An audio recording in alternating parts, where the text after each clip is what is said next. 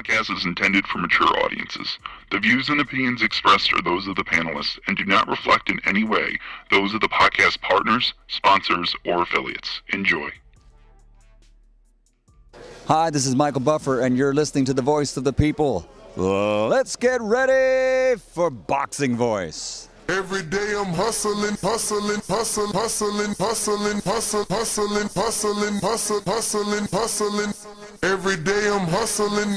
day I'm hustling. Every day I'm hustling. Every day I'm hustling. Boxingvoice.com. We don't fight for rings and stuff like that. I don't fear anyone. En este deporte no se viene a jugar y no le tengo miedo a nadie. You don't come to play in this sport. I fear no one in this sport. Does that mean that you will fight Triple G later this year? Como lo dije en la pelea pasada, ahorita mismo me vuelvo a poner los guantes. As I said in the last fight, right now I'll put on the gloves again. ¡Viva México! Canelo wants to unify all the titles. When did you realize, Andy, that you could take his power? Because of the Mexican warrior that I am, I got that Mexican blood in me. So, talking about the Mexican style, I just proved it. Boxingvoice.com. Ain't no other sight in the game to see the Boxing Voice. Good morning, TBV. Welcome back, ladies and gentlemen, to another morning edition with the Boxing Voice Radio. I am your host, Nestor Gibbs, and it is another Sunday glorious morning right here in the East Coast, but is also another morning afterthoughts, an immediate reaction to last night's fight. And I have to say that was one hell of a fight. I mean, congratulations to both men for putting on a fantastic performance. You know, Ortiz, relentless. Fantastic welterweight performance from the two of them. Ortiz, relentless. Hooker just refusing to give up. Such a dog last night is what he showed. Such heart and tenacity, man. Such bit to get in there and just bite down and give it his all. You know, the truth is his accuracy wasn't where it needed to be so that he could be a bit more effective. You know, he was putting the combinations together, but I don't know that he was landing effectively in a manner that could, you know, slow up the young Vergil Ortiz. You know, Vergil, again, sheesh, buzzsaw. The guy is a buzzsaw. He just, you know, he kept coming forward, high guard, and really, really put it together. But I want to thank everybody for joining in. We're going to be talking Vergil Ortiz and Maurice Hooker. It's my immediate reaction. None of my co-hosts are awake at the moment. Maybe they jump on in a bit. But my immediate reaction has more to do with the performance both men put on and the treatment of boxers as a whole in boxing. And My hand bust on the same time. I mean, look at this replay. My hand pop. Look, I got a knot. I got a knot on my hand. Hey, and everybody booing, fuck y'all. Y'all know I'm a warrior. Fuck y'all, what's up? You know, and I played that because I think that's what really pissed me off, man, is that boxing fans, you know, we are what's wrong with this sport. You know, we are what's wrong with this sport. We don't get the fights that we want, like Errol and Bud, because we don't respect the fighters, man. This dude took on Vergil Ortiz, who not many people are signing up to face. He stood there toe-to-toe. He banged with him. You know, he gave as good as he took. Obviously, Vergil, you know, did better and won. But Maurice tried his best and really stood there and banged like a dog, even when he wasn't supposed to. You know, even when Bomac was asking him to get off the ropes, he still sat there and banged, you know, and tried to push Vergil back himself. At one point, he was on the front foot. So, you know, it's crazy to me, man. It's crazy, man. These dudes never get in the ring, man. They never really, you know, been in any sort of competitive sport. And they go out here and they do this craziness, man. They booing this guy when he literally said, you know, Houston won. You know, he said Dallas won, man, because both guys are from Dallas. And they gave a great performance, and that's what it was. I literally seen social media pages putting up that, oh, y'all know Hooker quit. And it's like, bro, what in the world, man? Like, I thought it could have been stopped. I thought that the trainer could have threw in the towel, you know, because I think there was a knockdown somewhere late and maybe 6th, 7th round. And it was just evident at that point, you know, you've lost every round. Now you just got a knockdown. Like, you ain't going to come back and stop him. You know what I'm saying? It's probably not going to happen. So they could have threw the towel in. So people like, oh, he quit because he hurt his hand, you know? Bro, won't you throw a punch and hurt your hand? You know what I'm saying? Won't you throw a punch and, you know, hit what some are considering the next up? You know, I just don't get it, man. It's sad, man. It's really sad. Unlike Vergil, who went in there and gave all the credit in the world to Hooker. When asked about Hooker and his performance versus Hooker, he gave him all the credit in the world, man, did young Vergil Ortiz. You know, he said how tough Hooker was and how durable he was and how he realized, I'm not going to be able to stop this guy to the head. So this is what I'm saying. We want these tests for these fighters, and then when someone steps in there, we don't even give them the credit. This was a one-time beaten former champion. He only lost to a unified champion that's going into right now undisputed with Josh Taylor.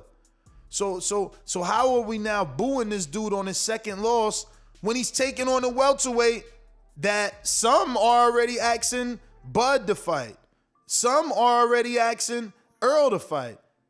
I mean, this guy's got smoke for both Errol and Bud. Remember, you know, him and Errol had a back and forth where Errol was like,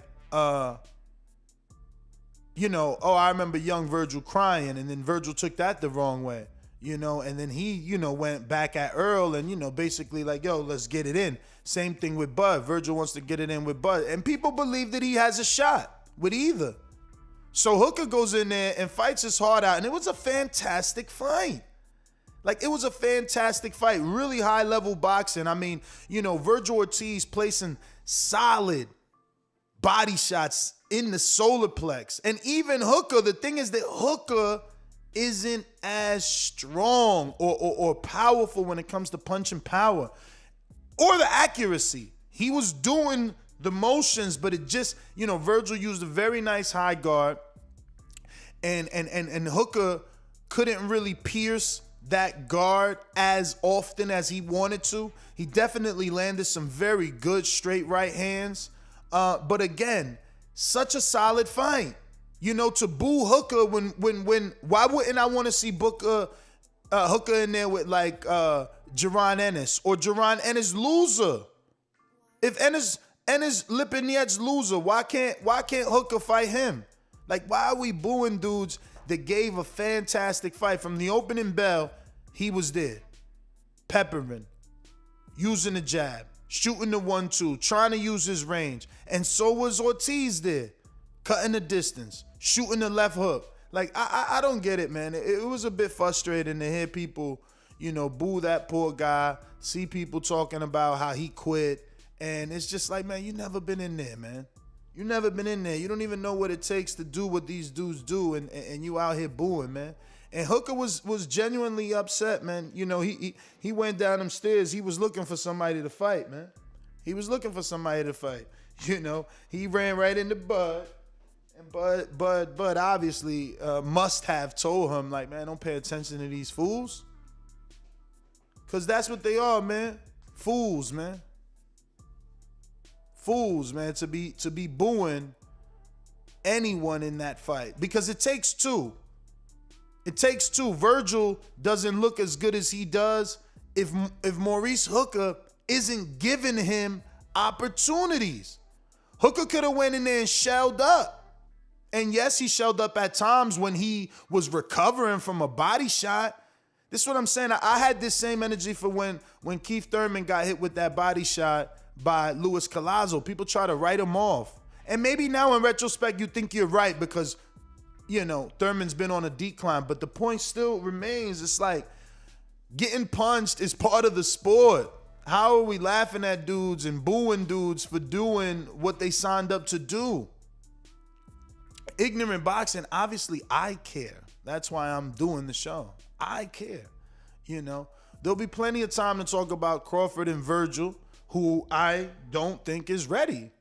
Vergil was hit with some shots. Listen, no disrespect. I was going to put that in the title, but I said, you know what? Maurice might take that the wrong way. But Vergil beats a poor man's Crawford. That was a poor man's Crawford. That was a poor man's Crawford, man. And guess what? That poor man's Crawford definitely landed shots on Vergil.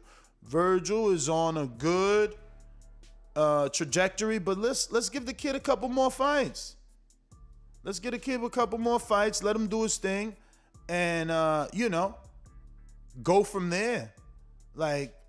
There's no need. And I heard the post fight. I know. It doesn't matter if I'm ready or not. I just want that fight and yada yada yada. Blah blah blah. All good. Listen, if he could take the shackles off and do his thing, so be it. But if his promoters are intelligent, nah, they wouldn't do that. Not yet. For what? Too soon. What is there to gain? I mean, don't get me wrong. He definitely has 10 years on Crawford, if not 11. He's 22. Crawford's 32 or 33 at this point. I can see it, but that game plan ain't going to work. Trying to beat Crawford by showing that you're, more durable, that you can take two to give one. I don't know that that's going to work. Trying to slow Crawford down and taking his shots that are very accurate. I don't know that that's going to work.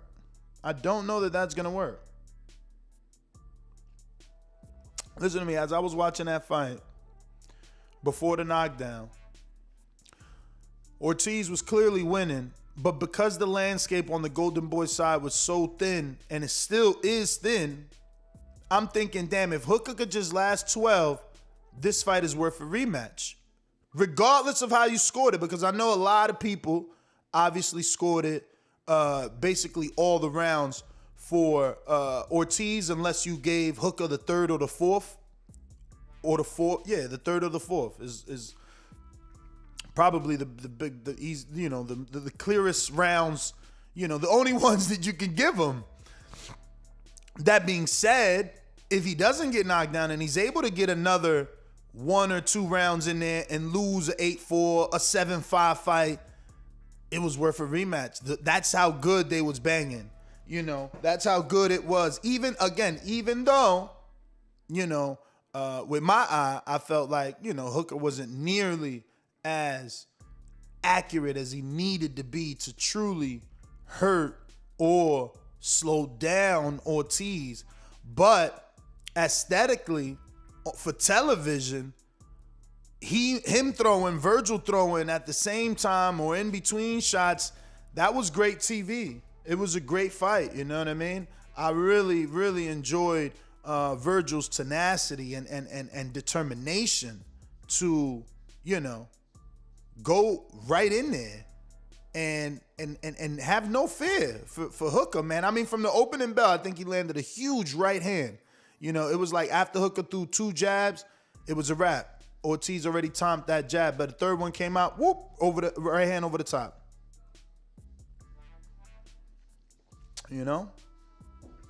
Yeah, they definitely. I got the final scorecard. Let me see if I can pull it up, and then you know what? I won't be able to. Oh yeah, I'll be able to upload if I download it. So yeah, the final scorecard definitely has 2 judges giving Maurice Hooker the 3rd and the 4th. 2 different judges anyway, giving him the 3rd and the 4th round. 3rd and the 4th round. So let me see here. Okay, I could rotate this. Bang. There we go. Now we got to open this. Whoop. And then we need to go to... So, Mark Cleo, or Caloyo, I don't know what the fuck that dude's name is. But, 4th round, he gave it to Hooker. And the 3rd round, he gave it to Hooker. Wow. And then the other judge, Ellis Johnson, 3rd and 4th, he gave to Vergil. And then the other judge gave 3rd to Hooker, 4th to Vergil. So, again, like I said, those 2 rounds was definitely the ones I can see someone, trying to give to Hooker. And I guess that's a possibility. Those rounds were competitive for, Hooker. So I can see people, giving him that win, or rather those rounds, if anything. I want to, let me see here. How do I, here we go. Can we do,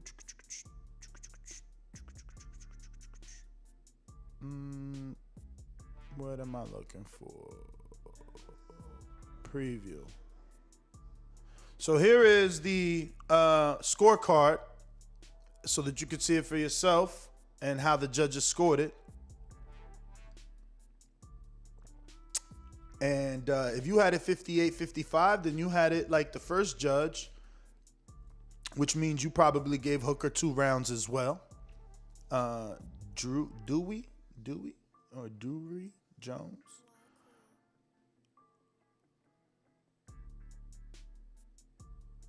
I don't know. I have no clue what you're talking about, ignorant boxing. You must be just debating with someone in the chat, but let's all debate. So Crawford can fight a dude with 2 broken eye sockets, but when it comes to Vergil, he gets hit too much. I'm lost what you mean by that. Sounds like a little bit of sarcasm. Are you saying that Crawford fought a dude with 2 broken eye sockets and Vergil will do better? Because I don't know what you. I mean, I'm lost. Maybe I'm picking up on something that wasn't meant for me. Don't know, but I don't think it makes sense for Vergil to go right into that fight. I really don't. There's so much more out there. If he grows, they called it a sold out crowd yesterday. I couldn't find any numbers. Definitely Boxing Scene is reporting it's a sold out crowd. But again, I couldn't find how many tickets sold. There were definitely people in attendance for him. Definitely cheers when he landed. Whatever, they screamed. So why rush it? He's 22. Crawford's not going anywhere. Why rush it? I don't know. I don't know. If you guys think he's ready, or are you just desperate to see Crawford in a halfway competitive fight?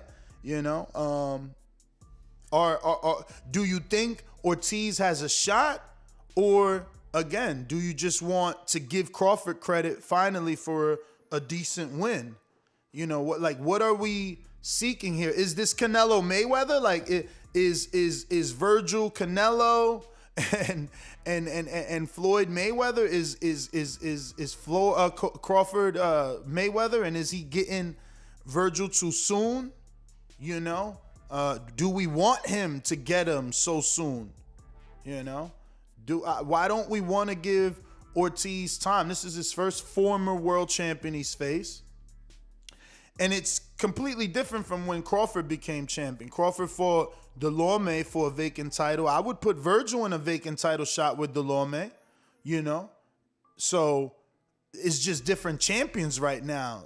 Different people are champions, If we're talking, the Lawman in a vacant title shot with Vergil, then yeah, let's go. There is no rush. But we're talking about the dude that's arguably pound for pound, number 3 on the list or 2 on the list in most people's rankings. Why are we rushing a 22-year-old kid whose biggest name on his resume is Maurice Hooker and Mauricio Herrera? I mean, the only common denominator there is, the discrepancy in age between the 2 last opponents. Vergil faced like a 40-something-year-old Mauricio that was, nowhere near in his prime, and just faced a Hooker that, was in his prime, but moving up, getting, no acclamation, a year off. First thing he said in the post-fight. Oh, I had a year off, I mean, it was a good fight. I've been out for a year. It was a good fight. Vergil, a good guy, a good fighter. My head's off. Everybody in Dallas, Texas won, baby. Dallas win here. I mean, it was a good fight. My hand both on the same time. I mean, look at this replay. My hand pop. Look, I got a knot. I got a knot on my hand. Hey, and everybody booing, fuck y'all. Y'all know I'm a warrior. Hey, that's true, man. Y'all not warriors, man. Y'all not warriors, man. Y'all just some fickle boxing fans, man. The man put on a great fight, and they hating on him. Man. No love, man. No love. That would inspire fighters to go out there and go out on their shield the way that he did. He went out in the middle of an exchange, landed one, took one, and it was over, and we booing. Why? I don't get it. How wasn't that a good ass fight as long as it lasted? How was that not something that we can be proud of? I mean, it was a damn good welterweight fight. And it was a great test for Vergil. Intrigue, I want to see you call in, man. You was calling Vergil a hype train, and you said he was going to get derailed by Hooker, man. You've been talking that Hooker going to expose Ortiz, and that Boots is the best, and maybe he still is the best.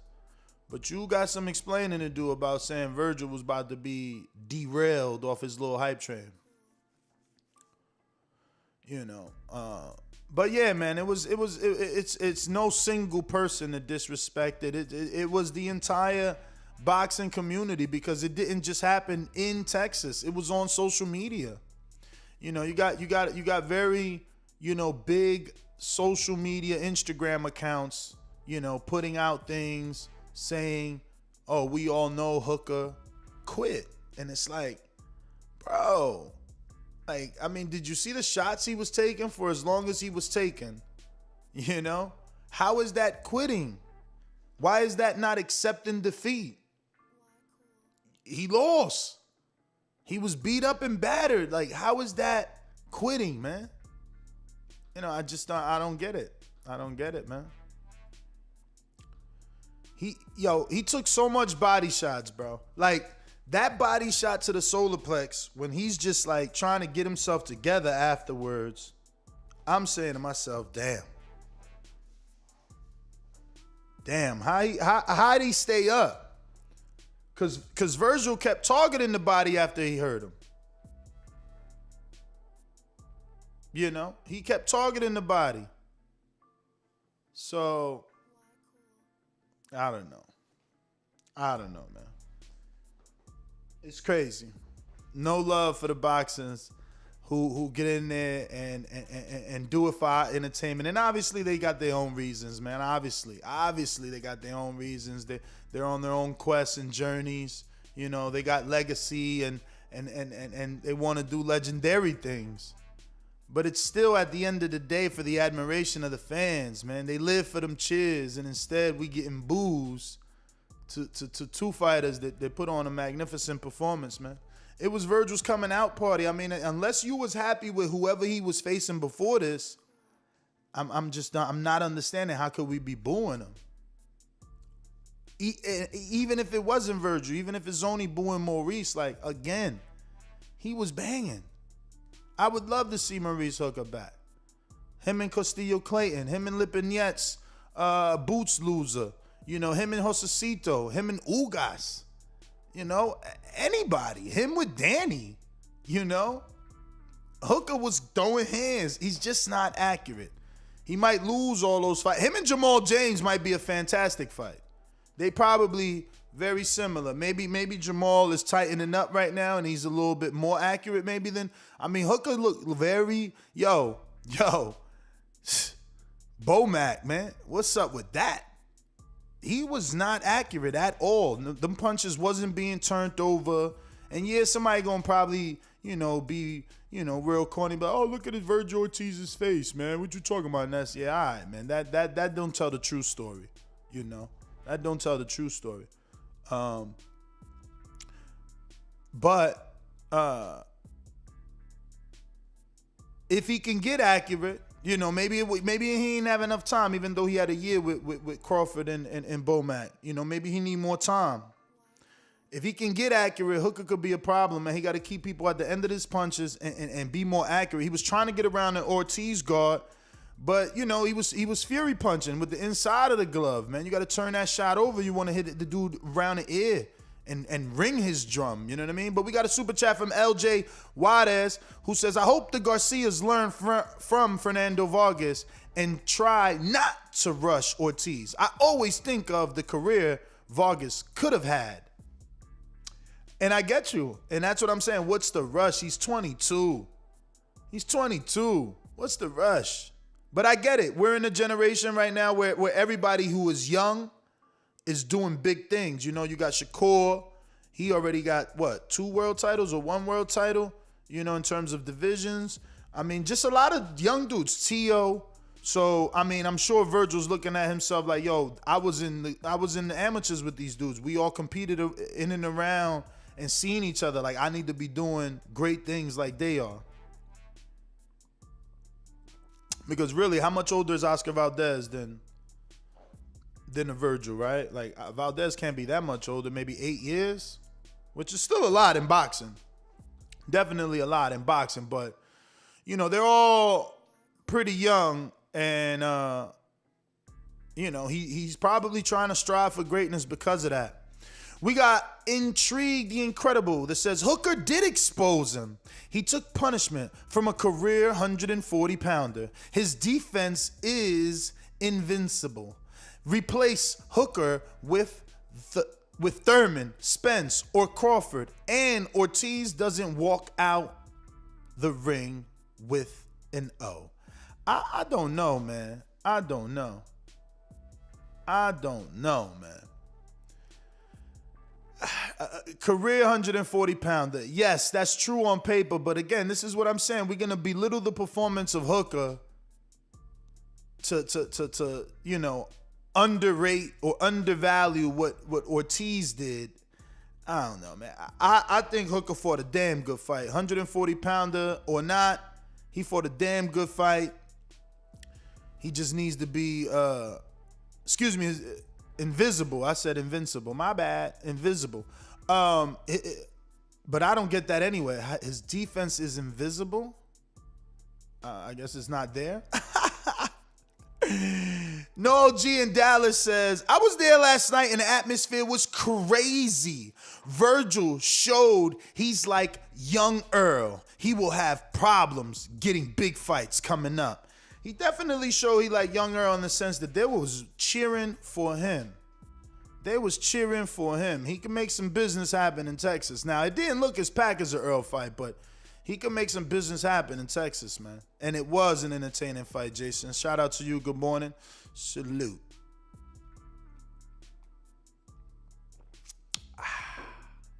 Yes, sir. We got another super chat here from Showcase. Shout out to everybody rocking out with us in the morning. Morning afterthoughts and immediate reaction, man.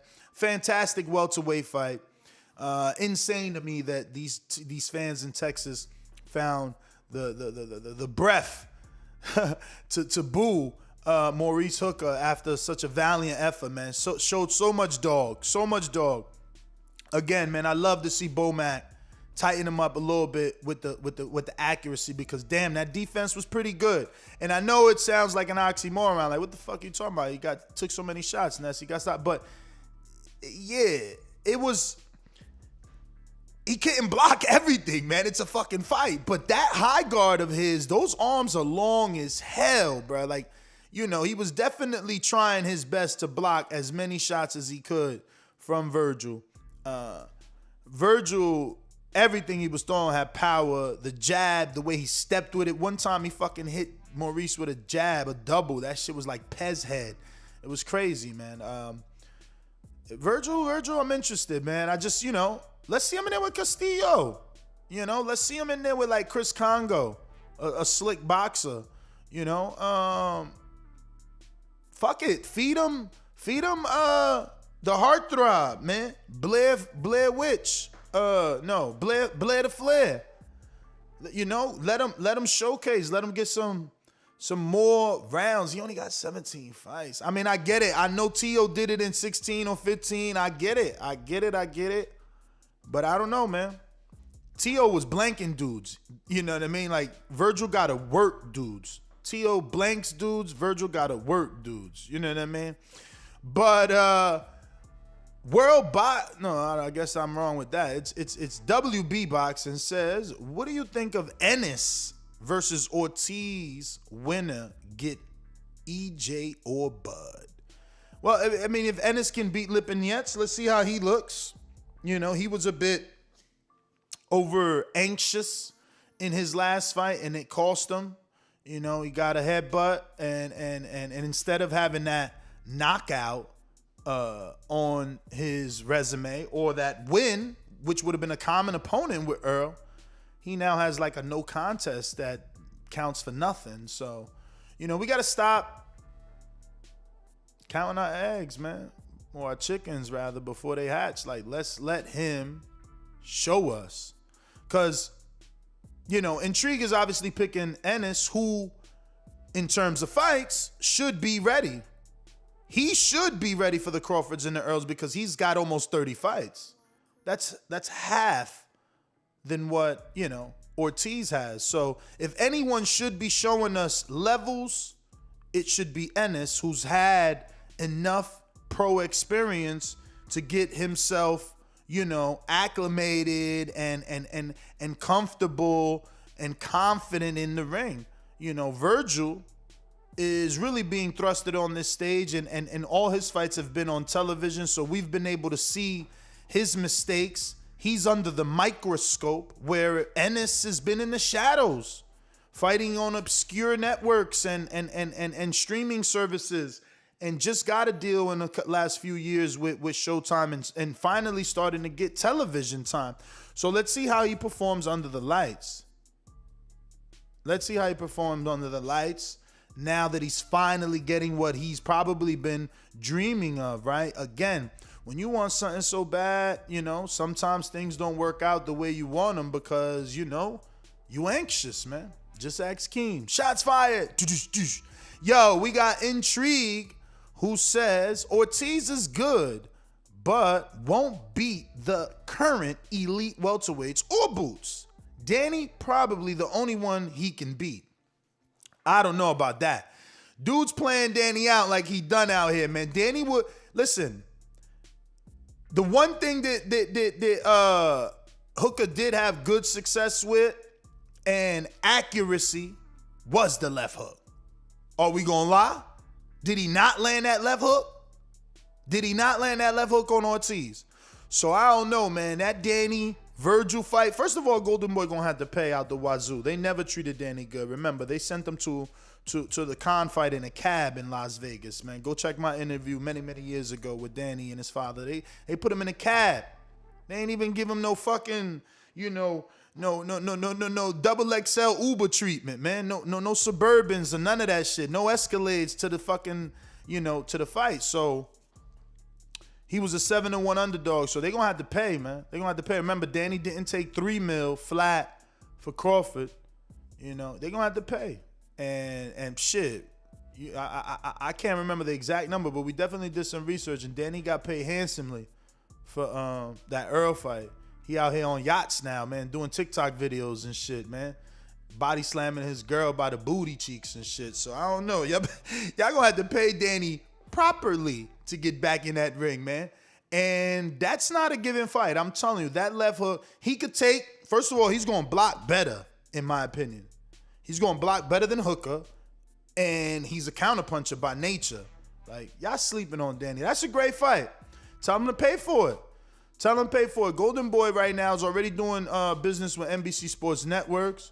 You know what I'm saying? They on that Ring City shit. They just did a card in Puerto Rico.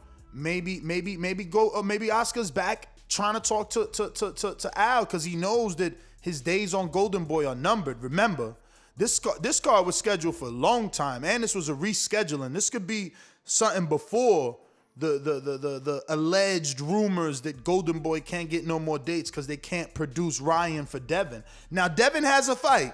It's over. That's signed, sealed, and delivered May 21st. It looks like he's going to be headlining in Las Vegas, so shout out to the young king. But now that he has a signed, sealed, and delivered fight, does Dazn feel less inclined to keep the pressure on Ryan and then say, all right, fuck it, let him fight? I don't know. They saying some shit about MMA dude called Henry Bermudez or Segudo, Marvin Samoto. I don't know. Henry Marvin I don't know, man. I don't know. Something like that. That's the rumor. I don't know. I guess it's a big fight for him because it's some crossover shit where he'll get like this, other combat sport audience coming in. I don't know. Truth be told, he's been awfully quiet, right? He started off talking hella shit, saying he was going to do all these fights with Tank and Pacquiao, and now we don't even hear from him anymore. So I don't know, man.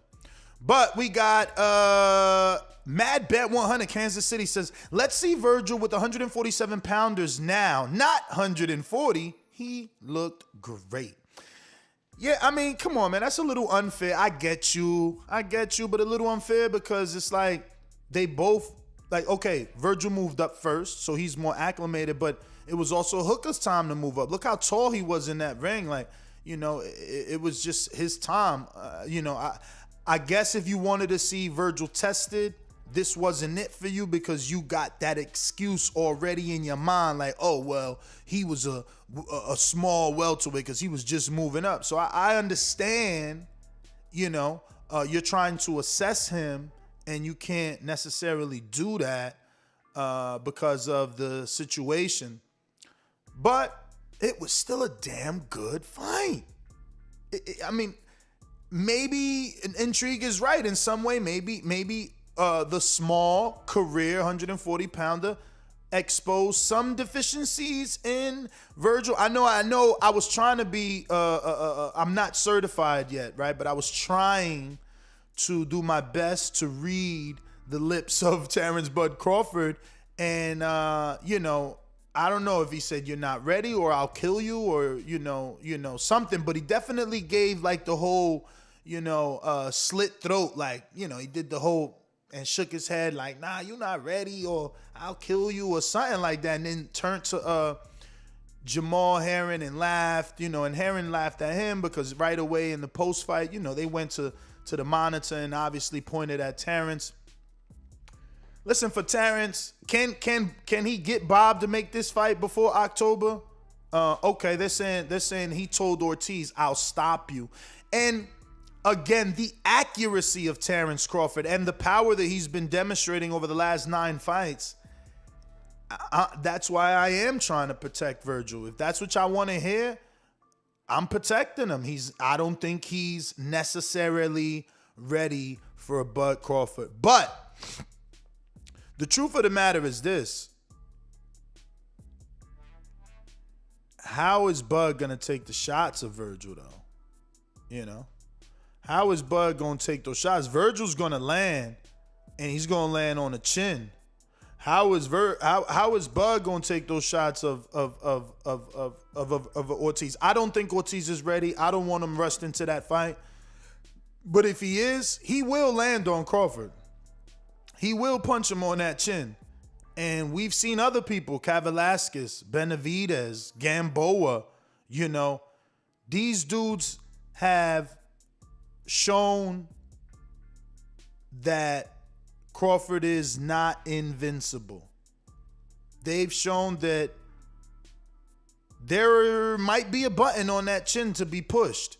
So, again, I don't want Vergil to try and touch those buttons at this point. I think he still needs some fights. But if they want to put him in that fight, I'm going to watch it. But this is the thing as well. Does that fight make sense for Crawford? I mean, he himself. I don't think Boots is ready. Tack. You got fucking earwax in your ears and you're just waking up with coal in your eyes so you can't see or fucking hear properly. I said, based on his resume, he is the one that is allegedly supposed to be ready because he's got nearly 30 fights. If anything, Vergil has half that amount. Okay? Here you go. Listen, I don't think Boots is ready. But you see the difference in what Boots and Vergil are saying? Vergil's saying, oh, I'm not talking. If they give me the opportunity, whoop, woody, whoop, we'll do the fight. Boots out here saying he can beat them both right now, that he's smarter than them right now. So, yeah, there's more eyeballs on Boots. There's more pressure on Boots to perform because he's the one telling the world he is ready now. He is the one telling the world that he is smarter than Terence Bud Crawford, that he will outsmart Bud and Errol. That's his interviews, bro. So stop it. I get you, though. You must be a motherfucking Boots fan. I heard you. Let's see what else we got. Looking like Trey Miller. Shout out to Trey Miller, who says Hooker versus Cobbs. That's what I'm talking about, Blair Cobbs. I called him Witch by mistake, but I still said Blair to Flair. But Blair Cobbs versus Hooker. Oh, no, man. What you mean? Oh, I like that too, though. He says, okay, Hooker versus Cobbs, Ortiz versus Mean Machine, Ray Robinson, or David Avenesian. Honestly, I would pick, even though Ray Robinson actually beat Mean Machine seems tougher to me, man. He looking tougher after that, after the Ray Robinson fight, because obviously he came into that, no, Boots ain't ready, ignorant boxing. I'm saying based off resume, though, right? Like, he's the one with 30 fights. So, if anything, he should be ready. Not the kid with 17 fights that, two biggest names are Herrera and Hooker. But even though on paper, Ortiz has a better resume than Boots. Boots hasn't faced in a Hooker type. So, But yeah, man, I think I would like Ortiz Mean Machine. I guess it would definitely teach us something about Ortiz. It'll give him something there. I think that it's the right style too, right? Like Ray Robinson is more of a boxer, so maybe that's what caused Mean Machine some problems. But Ortiz and Mean Machine, that's probably gonna be like a fucking explosive fight because they're gonna meet in the center. Maybe Mean Machine will start to backpedal after he feels the power. If the power's real, right? We got to see, because Hooker took it well. He didn't take it well to the body, and I guess, no one is, bulletproof to the body. But he took them headshots pretty well. And he gave some headshots to Vergil pretty well. But we got another one from Kansas City. Mad Ben says, Ortiz versus Ennis versus Ellis versus Clayton versus Shango. Good fights. Okay, so Ortiz versus Ennis or Ellis or Clayton or Jamal James, Shango Nation. Yeah, I like all those fights. All those fights. I know they ain't going to give us Ennis because he's got upside, right? They're thinking he's the next one. So, Ellis, that's a good fight for Ortiz, but are Golden Boy going to feed Ellis to Ortiz? I don't even know. Does Speedy have the power to keep Ortiz off of him? Ortiz punching hard, man. You could, and now with this, well, obviously that wasn't even the motherfucking bubble. You heard his body shots though. Dazn doing a great job to turn them damn mics up. You heard them shots landing, man, hard. I don't know. Does Ellis? I don't know. Ellis been going 10 and 12s. No, not even 12s, right? Like a few 10-round fights. I don't know. That's a tough one. Same thing for Clayton, man. Clayton was on the back foot with Lipinets. Does he really want that Ortiz smoke? I don't know. Shango, he like another Hooker. I don't know. Who really gonna take that fight? That's the point. Man. Ennis will probably take that fight, but why would his promotion do it, right? His promoter's gonna be like, man, we ain't gonna take that fight, man. We almost at the line. We could get a mandatory shot, just like Errol did. You know, Errol didn't have no fantastic name before he got his shot at Kell Burke. He probably maybe they slid him in an Algerian there somewhere. You know what I'm saying? Something like that. But like he, you know, when you on a hunt for the title shot via sanctioning body, man, you just wait for your fucking shot. Like who would Coley beat before he got in there with Glowacki for that title shot? And that's what I'm saying. Like you just stay the line. You stay in place. Like yesterday, Vergil was given a WBO international, right, or intercontinental, some shit like that. You know what I mean?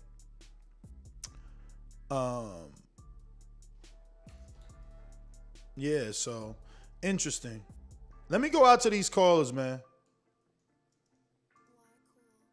You know the number to call in. 1-425-569-5241. Press 1. Or add Nestor Gibbs on Skype. Let us know what you think about last night's fight. And, just the treatment. Treatment from the fans, particularly the Hooker in his post-fight. And what you think of the performance, man? What did you think of Maurice Hooker and his performance last night and the coming out party of young Vergil Ortiz? Is he ready for Crawford in your opinion? Let us know. 1-425-569-5241. Press 1 time. Voice your opinion right here. Voice of the People Hotline. Talk to me. Let's go! Let's go! Let's go! I'm ready! Remember to rate us 5 stars on iTunes. Subscribe to youtube.com/theboxingvoice for the latest and greatest interviews with your favorite fighters. Yes, sir. Don't forget to subscribe. We went live yesterday. If you subscribe and click that notification bell, you'll get notified every time we upload a video, which we are interviewing dozens of fighters on a daily basis, not only on the podcast, but also via our correspondence all over the globe. Definitely shout out to our UK team working extra hard. They're putting out interviews daily with some big names. We just interviewed Lawrence Okoli, we consistently interviewing like a Frank Warren. So stay up to date on our uploaded videos. Don't forget to click that notification bell. Now, we are on the hunt for 119,000. We're slowly moving, and we appreciate everyone telling another person to tell another person to tell just about everybody to go ahead and subscribe right here to the YouTube channel. We're on 118,000, but we're trying to get to 119,000. Right now, we're at 118,132. So go ahead and tell a friend to tell a friend, man. We need your help to do it, and we want to get to 120,000 for my birthday, May 31st this year. Let's do it. Help me get there. Little baby community goal. We come together as a community, get that one done. Free birthday present for Ness. Let's get it on. We're going out to what looks like California. New caller? Is this a new caller? It absolutely looks like one. So, LA, big city of dreams. What up? Hello. What's Who's up? This? Good morning. Oh, this is John from LA. John? Yeah. Good morning, John. Well, Thank you for waking up. You. Thank you for waking up early in the morning with TBV rocking out, man. It's literally 6:52 for you. So talk to us. What's on your mind? What you think of the fight last night? Vergil's a beast, man. He's the real deal. He's the real deal. He still needs like 2 more fights. I think he'll be ready for the world title. Who are those 2 names you want to see him in with? Let me get those 2 names. Fuck. Anyone, man, anyone. I think any top 5 fighters will be good for him. All right, all right. Well, thank you for calling in, my friend. We got you written down, so we'll be able to address you every day via name. If you're calling in on Blog Talk like our good friend John in LA, don't forget to hit that 1 button. The number 1 will let us know that you are ready to chop it up and give us your opinion right here on the Voice of the People hotline. We're going out to Kansas City's own Mad Bent 100. What up? Good morning, good morning. Been a long time. Buenos dias. Loving the show. Oh, next. Yes, sir. My point was, with the boxers, Clayton, Ellis, Ennis, Jamal, you don't have to knock a guy out to win a boxing match. These are very good, slick boxers with exceptional skills in other areas, like speed, accuracy.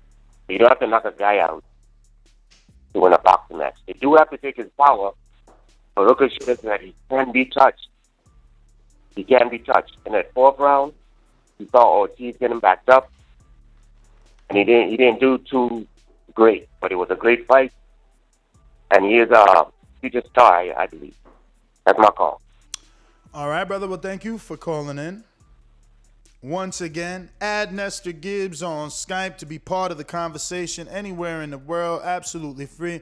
You could also dial the number 1-425-569-5241. We're going out to Cincinnati.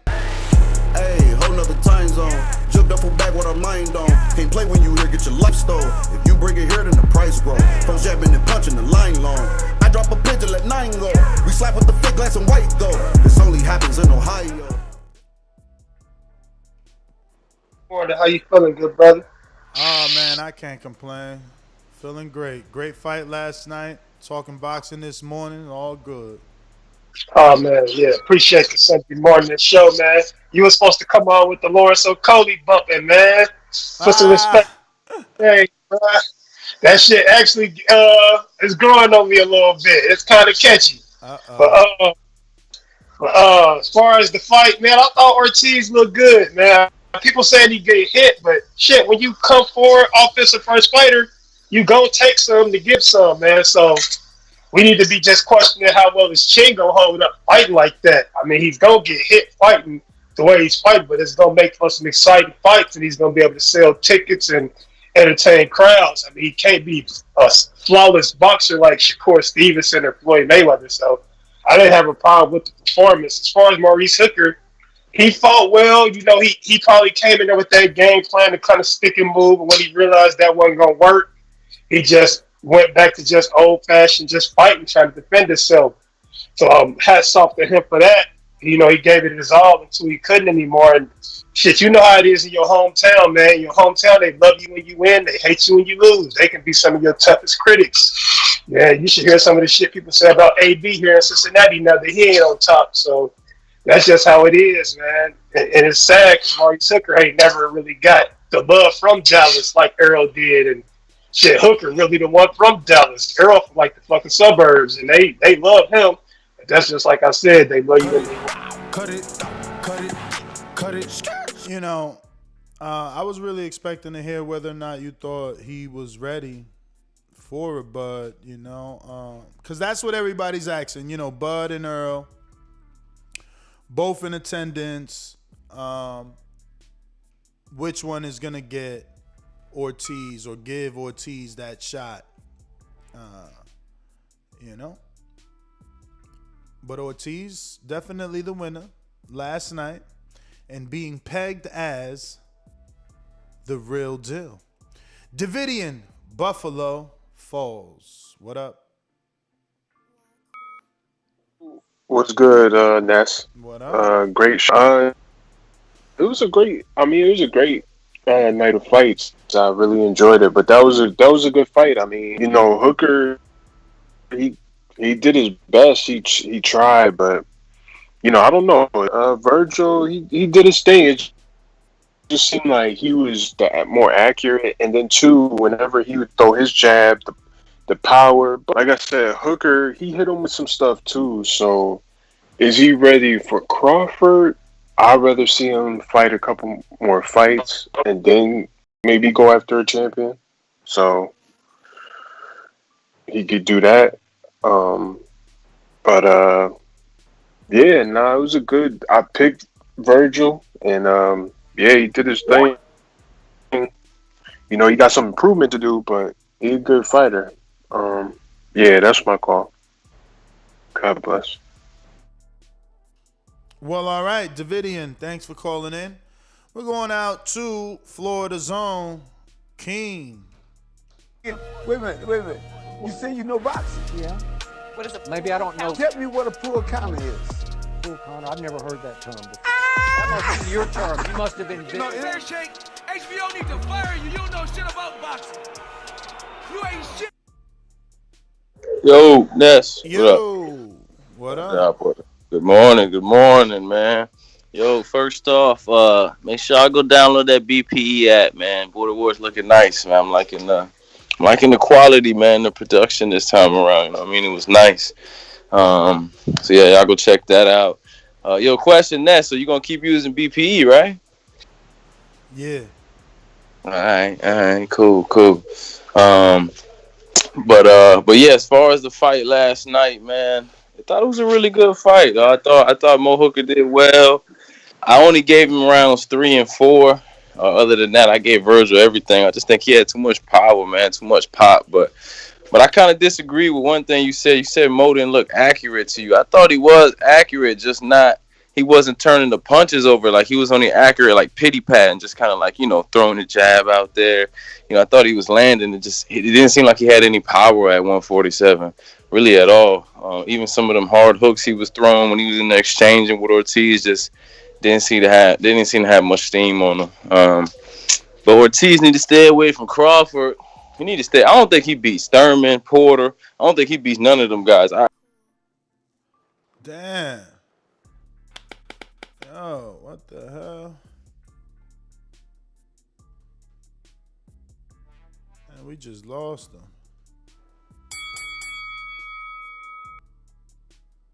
Well, in the meantime, you could definitely dial 1-425-569-5241. And if you're on Block Talk and you haven't pressed 1, that's why we have not gone to you. Looks like we may have somebody from Houston. If you press 1, sir, we will go to you.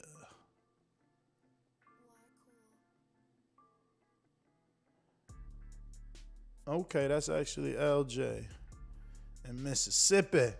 LJ, man, let me know if you're rocking out while we wait for this Skype to restart. Keem was, I guess, bringing too much heat and melted down the booth. If you are watching this on YouTube, it doesn't matter if it's the present right now or if it's the future because you're in Australia or it is in the past. Hit that thumbs up button.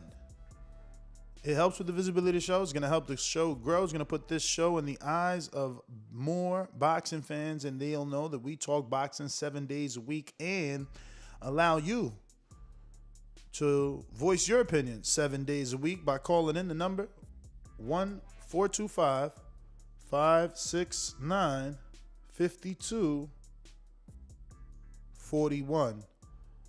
Yes, sir. We're talking Vergil, Ortiz, and Maurice Hooker last night on Dazn. Fantastic 12-round fight that ended via knockout in the 7th round due to just too much punches, too much accumulation of punches is what I want to call it. Maybe it wasn't in that particular exchange, but just throughout the entire fight, that had to take a toll on Maurice Hooker, who really, fought a valiant fight. trying to kick up as much as he could, man. Really, he showed us, extreme heart, man. Extreme heart. He didn't want to. He's got two of the biggest welterweights in the stands there to see him. That he didn't want to go out that way. That he was trying to fight his heart out, and that's why it showed. But Keem, we're back. Obviously, we had a freaking Skype restart. Talk to us. Oh, hello? Yes, you hear me? Yes. Oh, where I cut off at, bro? You was talking about Hooker. Oh, okay. And his accuracy that I don't believe he had, but I get you. Oh yeah, no, I just think that the accuracy was there, just with no pop. It's when, like you said, he wasn't turning the punches over. You know what I mean? He was just kind of flicking the jab, shooting the right, not really putting nothing on it, but it was accurate. It just, that was the issue. It looked like he had no power. He had no pop. Whereas everything Ortiz landed, you heard that shit. You saw it. Like, it was a good performance by Ortiz. I just don't think he's ready for any of the top guys. I don't see him beating Danny. I don't see him beating Terence. I don't see him beating none of these dudes. Not Errol. Not yet, man. He needs some time. Let him get in there with like Rashidi Ellis or something like that. Or maybe that dude that Rashidi Ellis just beat, Alexis Roca. Somebody like that. Let him build up a little bit more, man. He's not ready for them top guys. But yeah, man. I was saying too. But what exactly has you feeling that way? Like, why is he not ready? I think that last night, what won him that fight was the power. That was really it. I mean, he boxes well too. Don't get me wrong, but at that level, everybody's gonna box well. So, is power gonna get him through against Errol? I don't think so. I don't think power is gonna get him over on Crawford. I just think that Maurice touched him up a lot, and if he had a little bit better defense and a little bit more power, that fight could have went a whole nother way, which is what Errol's going to have, which is what Crawford's going to have, which is what Danny's going to have. They're going to – I don't see him right now with what he showed last night being able to compete with them guys, man. He needs a little bit more, man. That's my thing. I think right now he's got that pop. You know what I mean? That's what's getting him through. But that ain't going to get you through once you get up there, and these dudes is, it's just different levels, man. That's all. I think he's not up there yet, man. But yeah. But nah, listen, everybody go download that BPE app. Check me out. Check Ness out. Check everybody out, man. It was a good event. Visually looks good. I like it, man. I hope you stick with BPE because then, now you got the production teams. One less thing you got to worry about. Oh, yeah. You commentate. You just need one or two more people to help guide the event, keep people out the VIP. So we got to hear you Mike yelling at everybody, you know what I mean? Yeah. Other than that, I think if you get one or two more people to handle those type of things, the event will be flawless. It'll go flawless, bro. That was really the only thing I didn't like. But other than that, man, it's getting better every time. So everybody I ain't like a lot of shit. I ain't like ants spitting on the floor, but you told him to do that.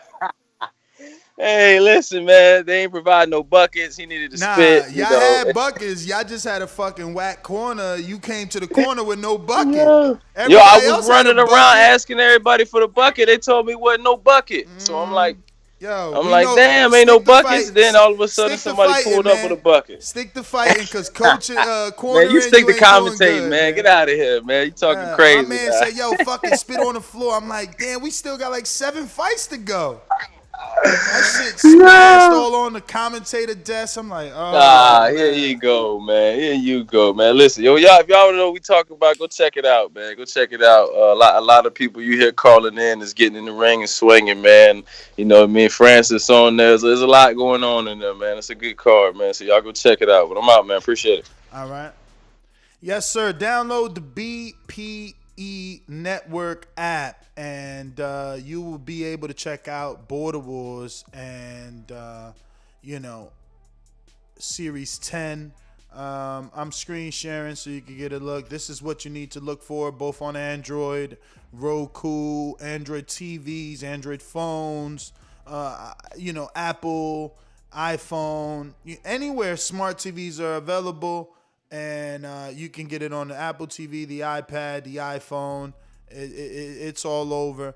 Don't forget to drop them in a 4-star, 5-star review.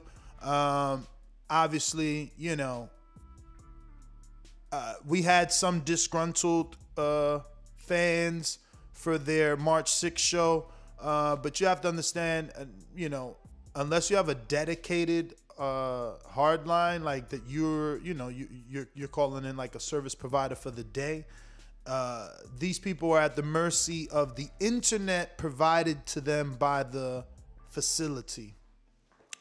So March 6th, the streaming wasn't the best. For our card, March 13th, we chose not to stream because we didn't have internet. So the post-production, I think, turned out fabulous. I feel like A2, shout out to A-Flix, really told the story. I love that he added the interviews and, like I said, told the story. So yeah, check it out on the BPE Network app right here. This is what to look for. And you'll get tons of boxing there. They have a championship boxing series. We're actually, back in Atlanta. So save the date to all our people in the South. I'm coming back to the ATL July 31st in Atlanta. Latin American Promotions in association with Big Time Promotions. It'll be streamed live on the BPE Network. And the commentary is going to be done by myself and the team, the Boxing Voice. We in the building. And obviously production will be by A Free Flicks, which is A2, Aaron Freeman, who shot and produced Border Wars 10. And I can't wait to see what he does with Border Wars 11. June 12th, Wisconsin, Watertown, in front of 400 to 500 people, DJs, smoke machines, lasers, and now the BPE Network streaming it live, man. I'm so excited. I'm so excited. So yeah, man, this is the app. Download it. Catch your favorite callers. Caller, fighting. You got Keem taking on Marvin. You had Twin from Orlando taking on Jordan. You got JT in the back call. His sons made it to some of his sons made it to the Border Wars, man. Like their fights are there. You got, the young guy I've been telling you about for some time now, Max. The Ukrainian, he fought on the card. Big Boy fought on the card. You got Show Kid, who impressed on the card and was robbed of a knockdown. Why is it always the story of Border Wars someone gets robbed of a knockdown, huh? Who else? Corey was robbed of a knockdown too. 2 robberies on a knockdown there. But Doomy is very, very busy, and in a real fight card, you got multiple refs to give referees a break. As you can see from Doomy's shirt on Border Wars, he definitely is burning calories, working the ring as the referee. He does the best that he can, and sometimes, not everybody's going to be happy. But we got a new caller in Brooklyn, 718. Who's this? Maybe you called in and Mario never put your name, but 718, who's this? Yo, Ness. Yo, this QB, what up, man? QB, what up? Yo, what up, though, man? Man, you've been around. You've been missing for a minute. I've been around for years. In and out. QB in the building. Damn, man, how you been? In the building. Chilling, man. That's what's up. I'm back, though. I'm back. I'm glad all is well. The Ortiz. Yeah, definitely. Yeah, the Ortiz fight, man. I'm tired of everybody saying, yo, he ain't ready and all that. He ready, man. He ready for an ass whooping. Ain't gonna make it. If he ain't ready now, listen. The Crawford fight is good for him. You know why, Crawford? His chin is suspect. Yeah. People do say that. Crawford can get hurt. Crawford he not to handle that when he hurt. The adversity. Yeah, but the question is Crawford gonna get hurt before he hurts Ortiz? Crawford is more accurate. Ortiz got a chin too. Trust me, he got a chin too. And I seen Ortiz on the LE setback, him knocking out a 250 pound the punching bag, knocking that shit down. So his power is something different. Like he gonna keep coming, man. So that's how they fight, man. Canelo fight like that. He got like a Canelo style, man. Hell no. Hold up. Yes, he do. Kenneth. Have you seen how he bobbing him like that? Ducking and all that? I'm telling you. Nah, man. You don't believe that? He's still working, man. Let him work. he's 17-0, but Crawford, they not gonna. Crawford won out of Tyrone. I don't think Bob ever gonna make that fight, man. But yo, Ortiz is something like, give him like, I think he ready now to fight him. I don't know about Spence. Spence got a chin. Crawford chin is suspect. That's the only way. That's the only reason why I think he can fight Crawford right now. Cause of Crawford chin. And he gonna take a hit to get a hit all night. So that's the thing though. He gonna be getting hit. He gonna make Crawford fight him. He gonna be getting hit but by he gonna Crawford. Make Crawford fight him, and Crawford gonna get caught. I don't know, man. I don't know. And people ain't gonna understand how it's gonna go down. And I might be wrong, but I think it's one hell of a shot. He got it. Well, let's see, man. QB, man. Thanks for calling in, champ. I got you stuck off the realness. We be the infamous, you heard of us. Official Queensbridge murderers. Shout out to QB in the building. Damn, he been rocking out with us for a minute. Shout out to QB. You know, we was on a phone call the other day, and you know, that was what I was telling people, man. We got a big market in the tri-state, in Texas, and in LA, man. It's crazy. Florida need to stand up, though, man. I came out here for y'all, man. Y'all need to really start picking up them phone calls and showing that we in here now. You know what I'm saying? We in here. But, yeah, man. Shout out to QB. It's been a minute. Remember, you could call in yourself. 1-425-569-5241. Press 1 one time. Voice your opinion right here. Voice of the People hotline. Let me go out to from Queens. What was it? What was it? Queens niggas making it. No, Brooklyn. No, it's Queens niggas making it. Brooklyn niggas taking it. Oh shit. QB. When you see old dirty bastard fall in a position like that, then you know that I'm getting ready to bust your.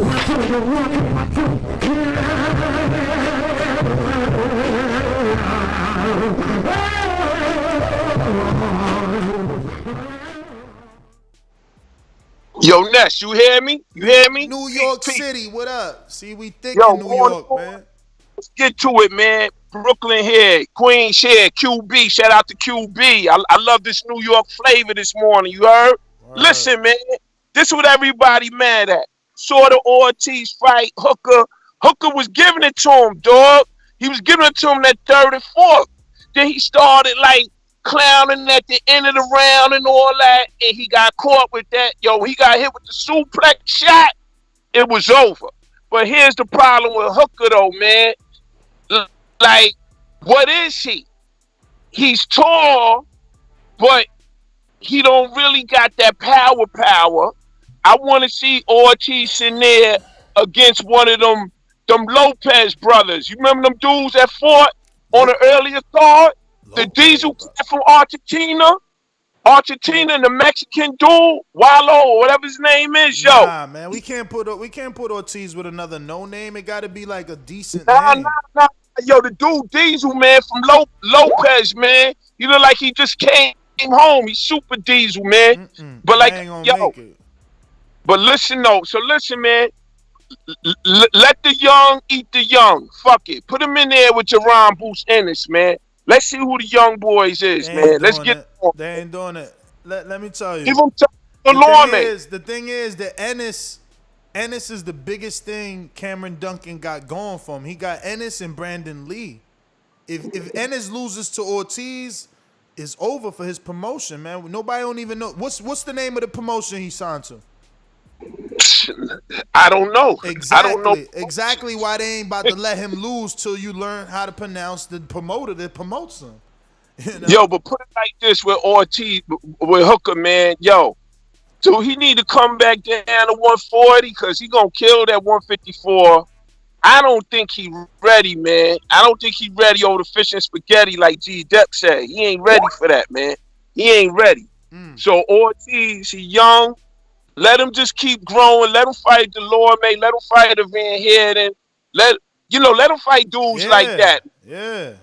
Don't feed him to the big boys yet, because them big boys going to 154. And like I told everybody on here, and everybody laughed at me. I said, yo, man, that goddamn Errol Spence and Bud, they ain't fighting, man. Don't even worry about it. They ain't fighting, man. You heard what Bud said, man. He dropped the bomb on boxing fans yesterday.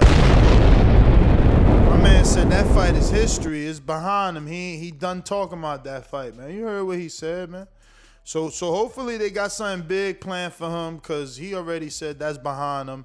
And Errol ain't got that fight on his table either. He already said on Twitter he looking about the third belt, and then he gonna talk about Errol. But we got a super chat from another long time listener, man. Let's go! Let's go! Let's Yo, go! what's I'm up, ready. man? Shout out to my man Compa in LA who says, shout out Boxing Voice. Ortiz is ready for Bud. Hashtag KO. I don't know about all that, man, but it's good to hear some of y'all old listeners back, man. Some of the long time listeners, man. I love it, man. I'm trying to see where's that, yo? Who we got up next. We got some super chats though I gotta get to. We stopped at Mad Bent. Next is Intrigue in Atlanta. Shout out to Intrigue. Just dropped a new single, right? A whole new project. When you come on, you gotta let everybody know where to get that. I'm pretty sure it's on iTunes. Shout out to Intrigue doing this thing in Atlanta. We'll be in Atlanta once again. Let me just remind you, the whole team will be in the building. It's gonna be Enrique Church in the building, Mario Munguia, Doomy Doom, Doomatron, myself, and Francis the Praying Mantis. Yeah, you know they gonna come out whenever it's big time work, but they make me do the podcast every fucking day. But it's all good. I love my job, so it doesn't matter, man. And I love it even more to be commentating live in association with big time promotions and Latin American promotions live on the BPE network, man. If you ain't download the app, go ahead and download it. You already seen what they did for Border Wars, so it's more big things coming on the network. They got a lot of shoulder programming that they're creating in different shows, man. They got call outs are mandatory. This is by Zab Judah. Obviously, you got the Boxing Championship Series, which will be back July 31st. And you got Border Wars, which is back June 12th. This one should be live streamed. If it don't get live streamed, we all gonna beat up Adrian, because he the one claiming his business has legit business internet. So then that means we can do it. You feel me? You know, we gonna be good. Yeah. So, I'm just very happy to be commentating July 31st. It should be hot Atlanta by then, so I'm going to be back. My toes won't be cold. And hopefully you guys come out, man. Hopefully more people come out, because let me tell you, and it's not the same venue either. We can't announce the venue till we have it official. They're looking at different places. It's a whole different promoter. It's Jenny Badillo that I interviewed. So if you want to check out her interview on theboxingvoice.com/videos, or right here on youtube.com/theboxingvoice. youtube.com/theboxingvoice. Shout out to Dr. Mofongo. Thank you. He says, Ness, it keeps leveling up. Production was fire. Info Joe was phenomenal. Yes, I also want to announce Info Joe will be back for June 12th as well, as he has become our official fight announcer. My goal is to have Info Joe call a professional card, whether that be someone, a promoter you know, or TBV Promotions coming to you in the future. What you saying? Lids Low in the building, who says he will be fighting June 12th on Border Wars. He created Get in the Ring and Swing, and now is his time to do the damn thing. But let's go on out to him in Decatur, Georgia. So he better show up. Decatur, Georgia, man. I want to see you July 31st. Let's go. Get your ass in the ring and Ain't swing, man. boxing motherfucker like this. BoxingVoice.com. Hey, Daddy. Boxing thinking man's game. This a dollar bill. Skill up here. You gotta be out think a motherfucker. That's what BoxingVoice.com. TBV, what's happening, man? What up? What up? What up? Shout out to you, Ness. Always holding it down, regardless if it's just you or the crew. Everybody slow down with the bud talk. You understand? The man, yes, Ortiz has power. First of all, it was a good ass fight. You understand? So, and Maurice Hooker, he didn't use his two enough, man. He was doing the good jab, but he just wasn't throwing that two, man. I had my brother, man. I'm sitting there all night, bro. Throw the two. Everything I'm saying, Bomac turn around and say in the corner. So I'm like, man. But anyway, it was a good fight. I ain't taking nothing from Ortiz. Good job. But when it come to Bud, my God, everybody want to trip on Kavalaskis knocking him down. Gamboa knocking him, getting a good lick in. Y'all keep saying, not y'all, but people seem to forget what happens when Bud get up. You understand me? It ain't nothing after that. Bud killed the fight. So Ortiz is good. Don't rush him. Like you say, Ness, don't rush him. You want to give him somebody to see if he ready for the upper people? Give him a Josecito Lopez. You know what I'm saying? See where he go with that. Or if not, even like you said, a Jamal James. But didn't they say Bud fight Josecito Lopez? No. Oh, no. Remember, I had asked you about that. I was the first one to ask you because I heard it, and I ain't gonna lie, it was all blue blood. I heard it, and I said, let me ask Ness to see. Now, I'm not clamoring for that fight. Please believe. But again, when it comes to Bud, man, that's just a whole nother level. You see what happened to cats when they get in there. People got all this hope for him, and then Bud get in there and shred them. Then it's like, way up. Then everybody got excuses. But we ain't going into that. It's all about Ortiz. Ortiz is good. Again, y'all, don't rush that cat. We understand. We got plenty of good fights at 147. Let him give him a Josecito Lopez, give him a Jamal James, and let him, gradually come up to the big boys. And not even a Danny. And I'm kind of mad at Danny still about the Errol fight, but he ain't even ready for a Danny. So y'all just chill a little bit. Let the man, he just got the title. Don't let him lose it automatically. You feel me? Shout out. That's an intercontinental title. But true, right. So Bud ain't like Bud told him, bro. I slice you, bro. Like I feel you, good job, but I dominate you, man. And he will. But shout out to y'all. Y'all don't rush the man. Let him enjoy his life and fight some more. And then he'll get up there. He don't even need no Spence neither. But y'all be easy. All right. We got some more super chats. Next one is from Intrigue the Incredible. I never got to it. Wow. He said, nah, it was a good test, but don't people... Wait. Nah, it was a good test, but... I don't know what he means here, but people shouldn't use this fight to say he can bang with a natural elite welterweight. It wasn't that type of test. All right. So basically, he's like, yo, he did good, but this ain't a natural welterweight to see how good his power is. Intrigued back with another one that says, if Ortiz fights Boots this early, it will be like when Thurman fought undefeated Diego Chavez. Except that Chavez was from Argentina with no upside. Like Thurman made him famous by knocking him out. But anyway, he says Chavez's career was never the same after that fight. Happened too early. Ortiz better stay away from Boots. I mean, we'll see, man. Boots about to have his coming out party versus Lipinets, which is also not a natural welterweight. So I hope you keep the same comparison about,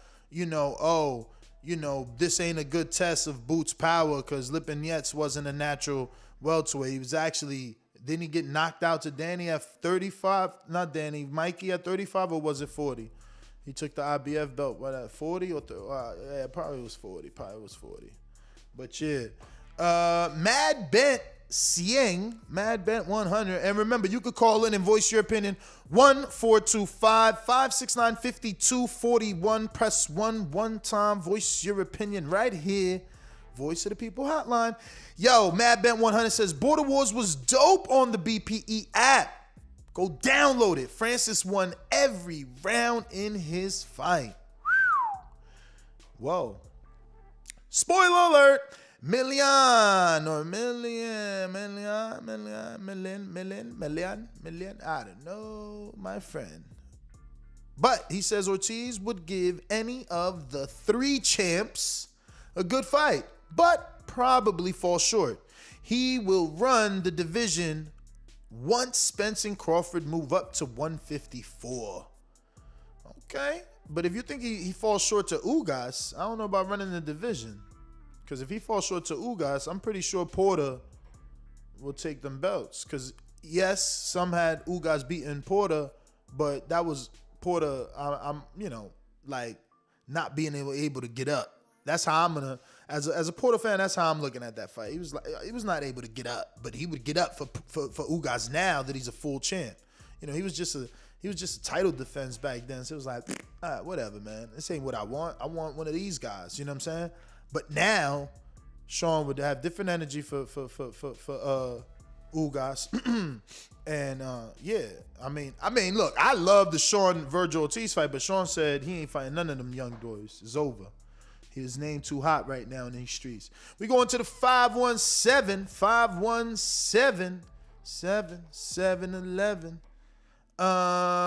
In Virginia, who's this? First time caller. Virginia, who's this?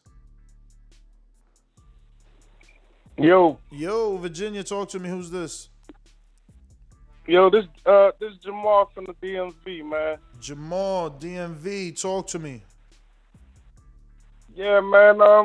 First of all, I want to give a shout out to y'all, man. Y'all do y'all thing. I've been watching for a little while now. But as far as Ortiz being ready for everybody, I mean, for the big names, I think he would be ready for Bud because of the consistent and the organized pressure that he gives, man. He's not coming in all wild.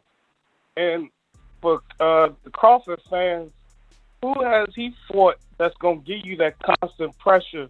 Most of the people he fought was counterpunchers. So I would love to see Ortiz in there with a Crawford and consistently give him that pressure.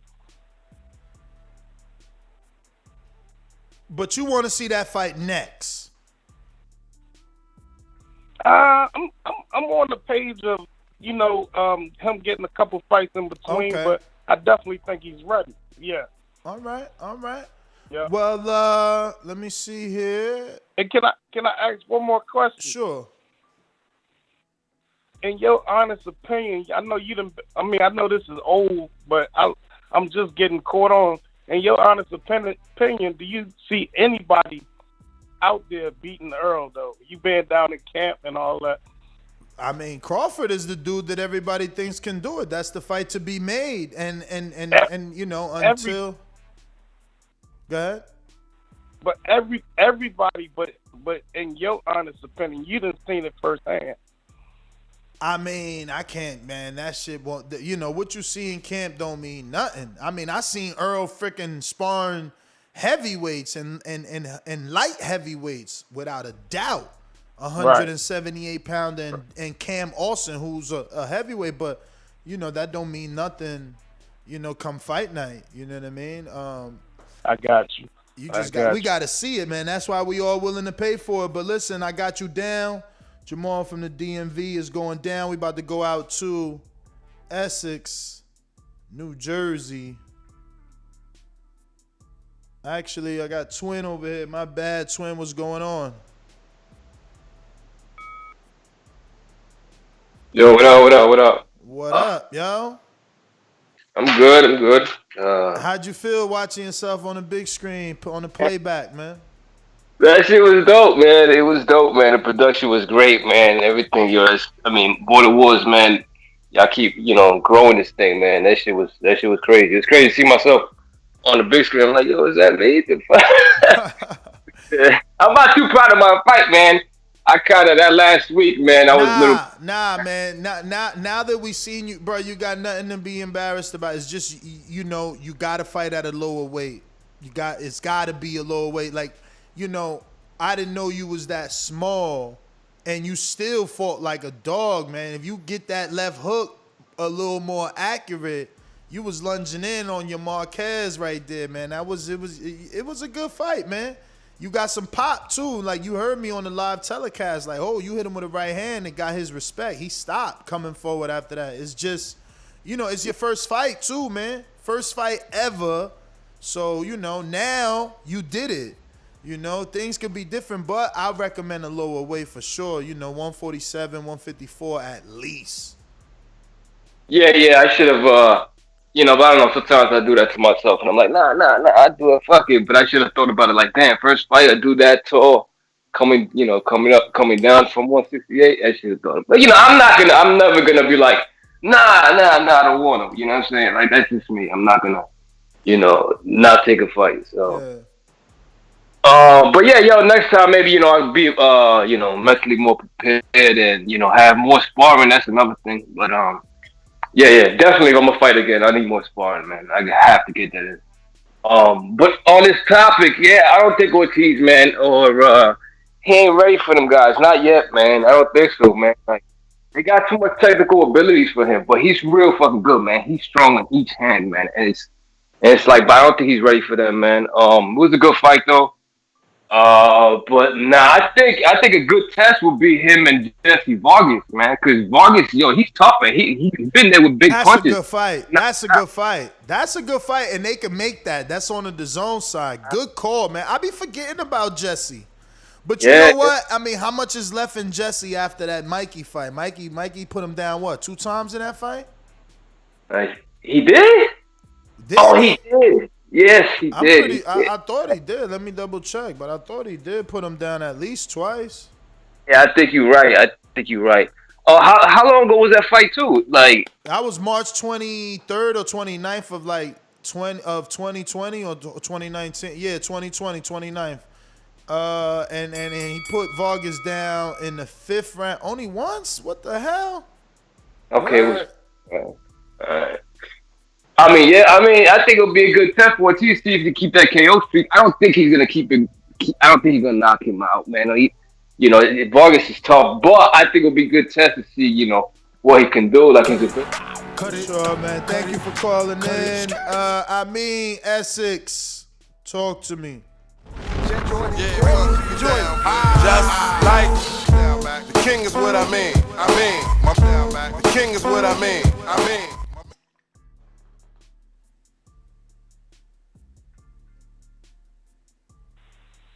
Yo, Nets. Yo. Come on, G's. You hyped off Vergil Ortiz. You must be putting your nose in the same thing that make De La Hoya sneeze. Okay, yo. I was just thinking, man, like, Vergil Ortiz. First of all, when I heard Oscar, just nothing but the best fights. Nothing. Yo, man, when we was talking about Boots Ennis and even Jeff way up in Nova Scotia was screaming about Castillo Clayton, I done forgot about Vergil Ortiz, and that's not diminishing his skill. I'm saying as far as the level of competition, I even heard him say a couple fights ago or something. They offered him something, and we're not ready for that. Yo, he's being cashed out if he gets fed to Bud, and I thought Bud should be focusing on and I think he said as such. Maybe not focusing on the Porter fight, but. Come on, Vergil. Step in there with some of the guys, guys. I heard you say that. The welterweight division is too deep for him to be coming from where he's coming from, skill aside, in terms of where does he fit in with the guys that we've already been looking at to take over in that division, man. Where's Danny Garcia when you need him? Don't go to 154 yet. Where's Danny Garcia when you need him? You know what I'm saying? Because Sean is no longer the gatekeeper. Sean is the challenger, the perennial contender, right? Danny Garcia. Let's see Danny. Let's see how he's doing with Danny Garcia. And mind you, the thing is this, man. Does Golden Boy send Danny a bigger offer than what Al can give him to move up to 54?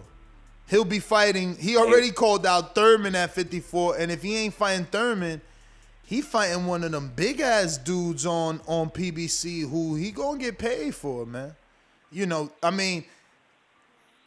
don't know. You think he'll go up and take the belt from Castano or something slick like that? Hell no, man. Danny don't want no problems with Castano and all them fucking punches he throw. But he might cash out and take a Jamal Charlo undisputed fight when Charlo beats Castano. Shit. And just, that last fight. Like, yo, we do this last one for all the belts, one more try.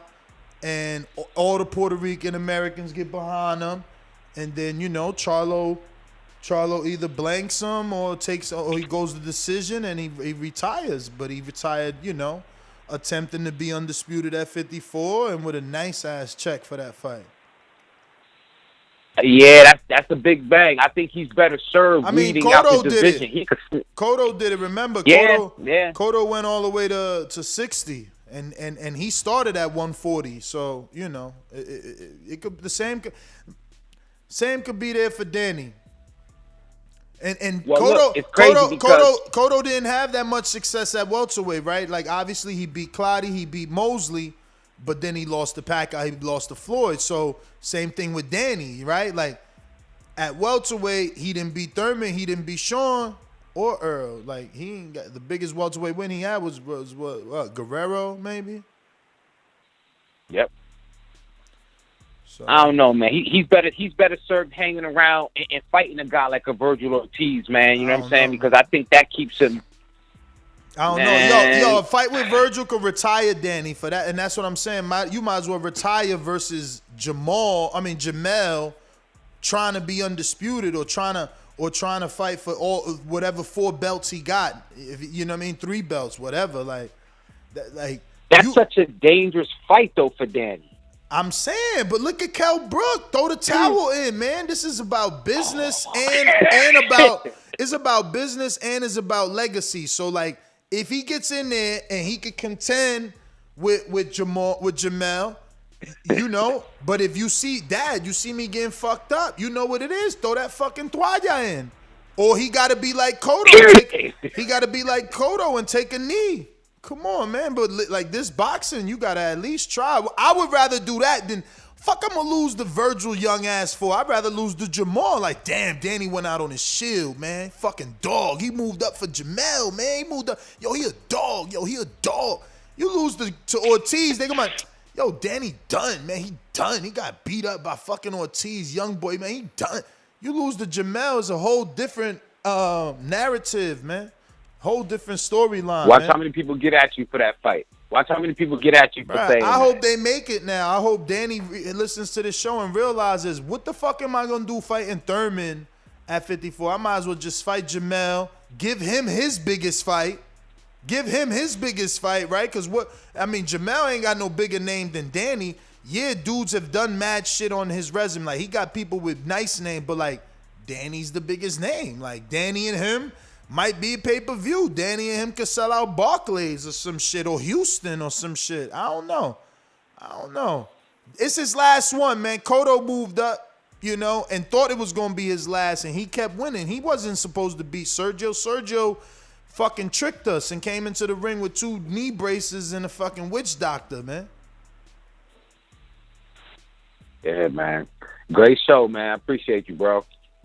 Man, you the man, yo. I hope you seen your debut on television, man. You was all on the big screen taking pictures with Xander and Cassius Chaney, man, on the BPE network, man. Go check that out, man.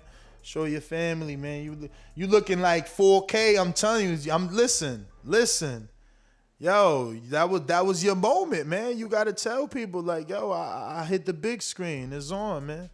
It's on. But once again, me and the team going to be live July 31st in Hotlanta, baby. It's finally going to get hot. Hopefully in July it's fucking hot, man, because my toes was freezing this last time we was there, which I don't even remember the date. Oh, March, right? March 12th? So no, wrong date. I don't know, but you know when I was there. The point is we rocking out again. Latin America Promotions and Associations, big time promotion, is going to be live on the BPE app. Yes, sir. Commentary done by yours truly, Nestor Gibbs, in the freaking boxing voice, Francis the Praying Mantis in Canada, BK Zone, Cash Weezy, a.k.a. the Casual Fan. We got Mario Munguia, and then Dumatron, who's going to be activated for Atlanta. It's going down. Right now, we talking Vergil, Ortiz. We want your immediate reaction.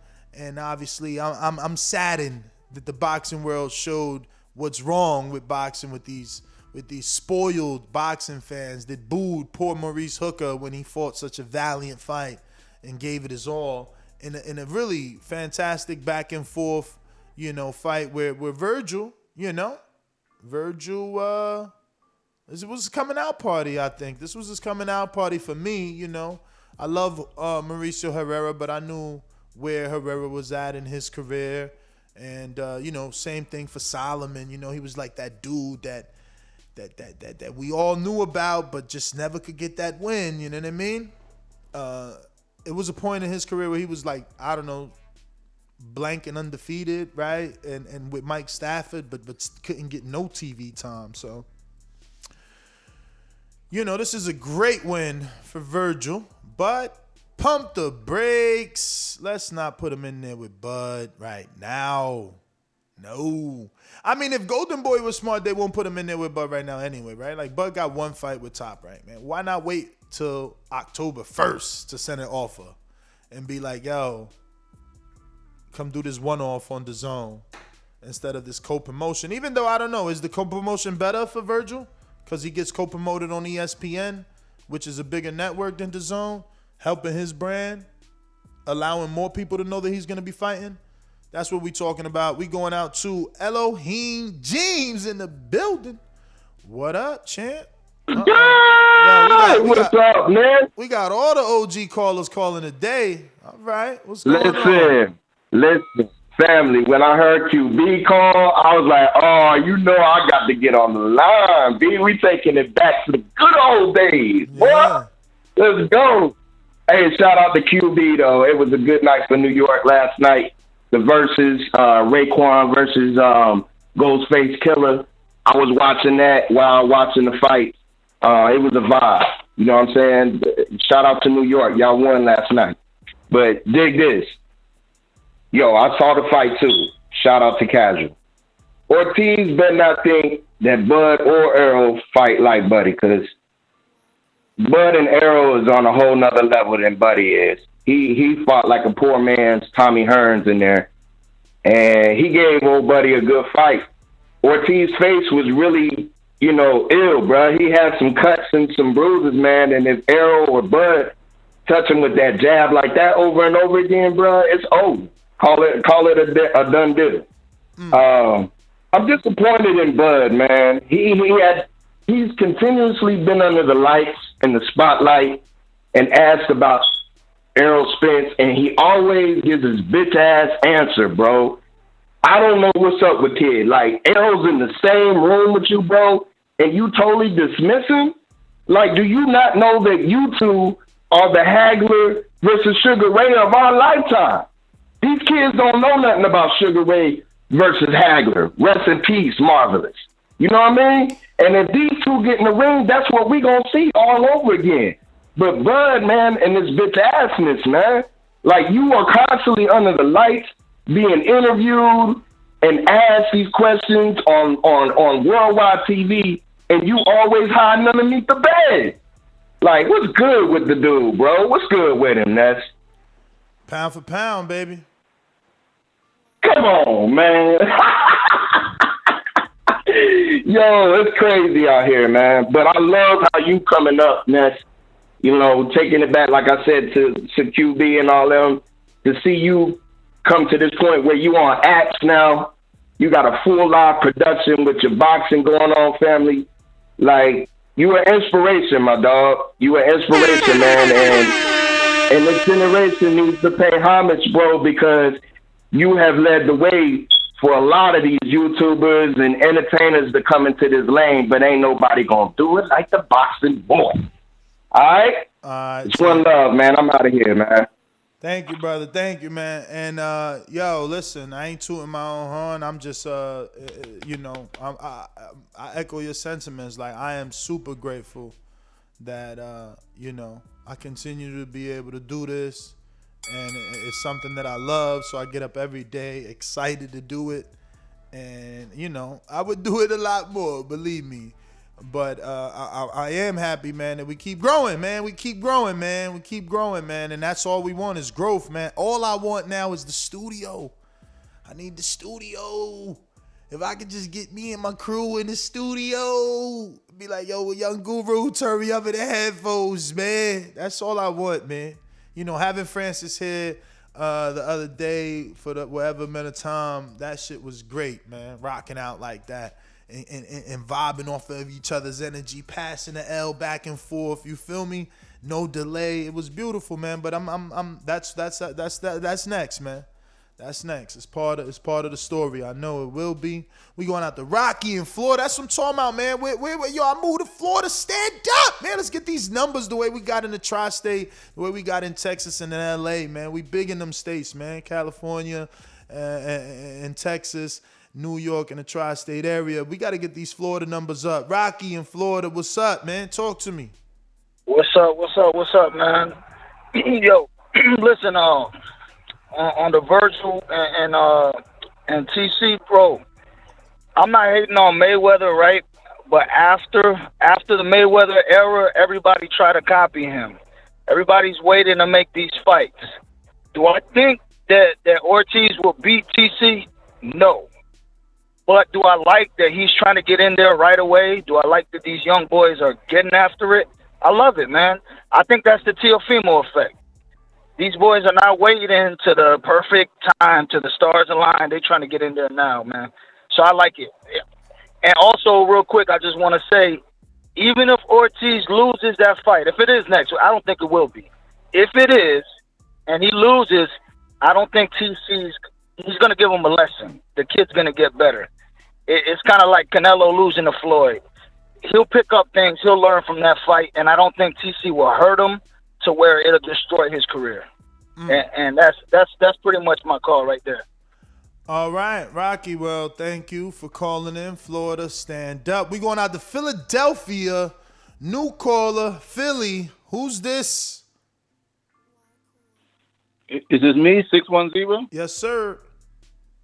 Okay, this is Steve from PA. Steve. Not Philly. It's like 50 miles north of Philly, but I called in before.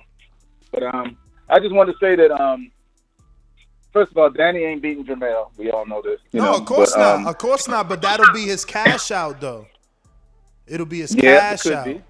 You know why? Why cash out? Why cash out with Vergil, where people go? I mean, anyway, I ain't gonna repeat myself. But go ahead. I'm sorry.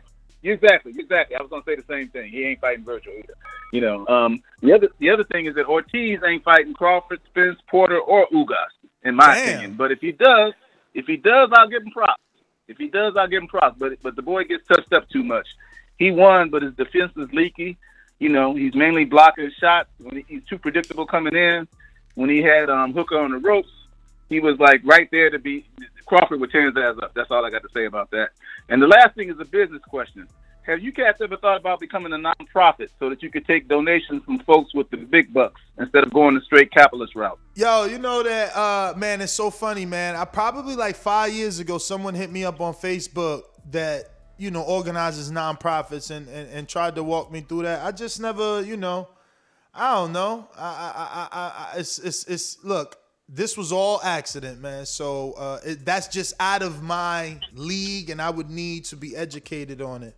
But whatever works, I have a nonprofit. That's why I'm a musician and I have a nonprofit. But I mean, the thing is that it's a lot of paperwork, but it's definitely worth it on the back end. You should investigate it and talk to somebody that maybe knows a little bit about it and everything. You can save a lot of money on taxes and stuff like that, and you could open yourself up for getting donations from people who got more means. For sure. Well, appreciate the advice, brother. We're gonna look into it. I'll tell you what, man. Anything that can help on them taxes, them boys don't play. Talk about wanting everything from you, man. I'm telling you. That's why I ran to Jersey, out of Jersey, get rid of them state tax at least, man. They out here tripping. For real. Let me see what we got over here on the motherboard. Uh-oh, my Jimbe. What's good, man? Been a long time. Been a minute. Not that long, man. Like 3 months. 3 months. But, 3 months for me is like a year. I be on this shit 7 days a week. 3 months be feeling like a year, but I hear you, man. Yeah, nah, man. I still be on, I'm still supporting. Became a boomerang again, so you already know. But Ness, I gotta get at you a little bit, and I hate that this is my first call back in 3 months, and I gotta get at you because, listen, I'm glad that you now see that the problem with boxing is boxing fans. I mean, booing somebody after putting their lives on the line, like that it's ridiculous. But then also, you also have boxing fans, hardcores, influencers who make fun of boxers for their size. You know, we are our own cancer. You know, these boxers are all of them. Doesn't matter what size. Doesn't matter if it's a 118 pounder, 6 pounder. They all look for our admiration. They should all be respected, not needing to be made fun of or booed. These guys put on entertainment. Last night was true entertainment, and we should take that and really run with it and show the rest of the people that hang with us. I mean, my wife went crazy during that fight, and she's not even a boxing fan, but she loved it. And this is what we should be pushing, not booing and putting people down. I don't know, man. It's a shame. It's a shame, but great fight, great show as always. Keep doing your thing, brother. We still here. All right. Thank you, my Gene. We're going out to Colorado's own Stone Bone Boxing. What's going on? What up? What up? What up? What up? What up? Yeah, man. Yeah, man. Shout out to Vergil and Mo, man, for putting on a good event, man. And keep your head up, Mo, man. Keep grinding, coming back. We'll get you another shot at that Robert Camp, that Josecito fight still on the table. You know what I mean? They was talking about that earlier. So you'll get another shot at Robert here.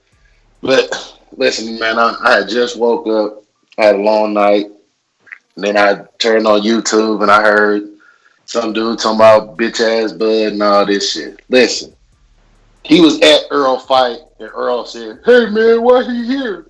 You mean what he doing at my fight? But when he say, man, I'm tired of talking about Errol, I want to move. If it happen, it happen. If it don't, it don't. But that's a bitch shit. But when you have a fight and dude come to your fight, you talking about, man, why he here? And let's stop calling men bitches and all these weird names. We boxing fans. And that's why they look at us as suckers, because we disrespect them and then we see them in public and we get to acting like women and wanting to take pictures and wanting to shake hands. You be calling these dudes bitches and all this shit, but if you see them in public, I guarantee you'll be the first one asking for a picture. He technically ain't call him a bitch. He said with his bitch assness. Like, bruh, Ness. We grown men, Ness. If your son walked in the door and just said, hey, he didn't call me N with an R, he called me an N with an A, you're gonna tell your son to go punch that dude in his face.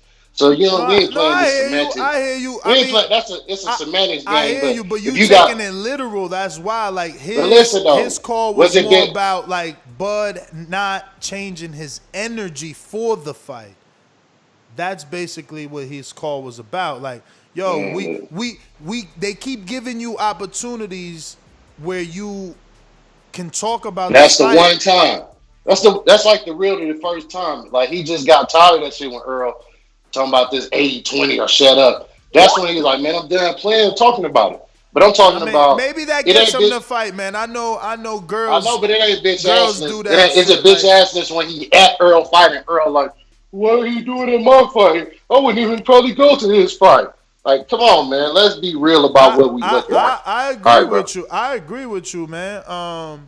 But again, we gonna be going tit for tat for the rest of our life. If you live through Mayweather Pat, you know that if we go down that road, it'll never stop. So that's what I'm saying. Yeah, Earl said what he said. Why can't Crawford be bigger and be like, man, Earl right here. What's up, Earl? Is we gonna fight? Tell the people. Why you trying to give me a fake contract for 30% that you know I won't take? The AA fans, don't y'all think we deserve to give y'all this fight? Shouldn't I get 50%? Like, come on, dog. Like, let's stop making excuses. You absolutely right. Like, we asking for different energy. Put the motherfucking pressure back on Bud. You had the opportunity back on Earl. You had the opportunity right there to be like, everybody know I want that fight. He the one don't want the fucking fight trying to offer me 30%. Why he can't put the pressure on him? Y'all want him to just, oh, no, man, that fight is over. That shit is history. That shit is behind me, and it's okay. No, the fuck it ain't okay. He could fucking put the pressure on him because that's what Pacquiao did to Floyd, and that's what Floyd did to Pacquiao. You know? Once Floyd said, yeah, I'll fight him, he got to get tested. I'm afraid of needles. Oh, how the fuck you afraid of needles? Then he's like, all right, fuck it, I'm going to get tested. Pressure back on Floyd. All right, well, here goes $40 million.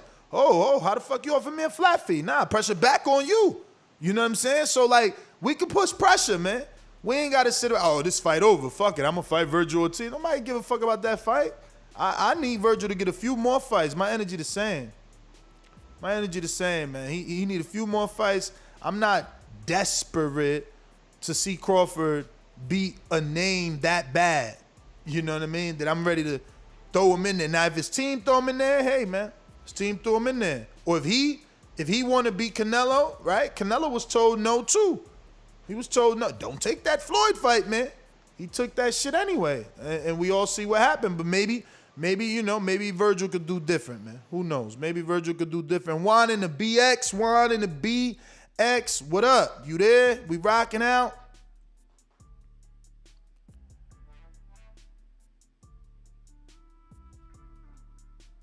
BX. James talks to me. Skype. Oh, I see you, Juan. Talk to me. Yeah. It was good. Yeah, bro. I don't know how you gonna say that Danny could get retired by Vergil. That's false statements right there. But no. That's not what I'm saying. But if he takes that Vergil fight, I know you said that Jamel could retire Danny. I heard that too, but definitely no. Vergil. I guess Vergil would lose to Danny.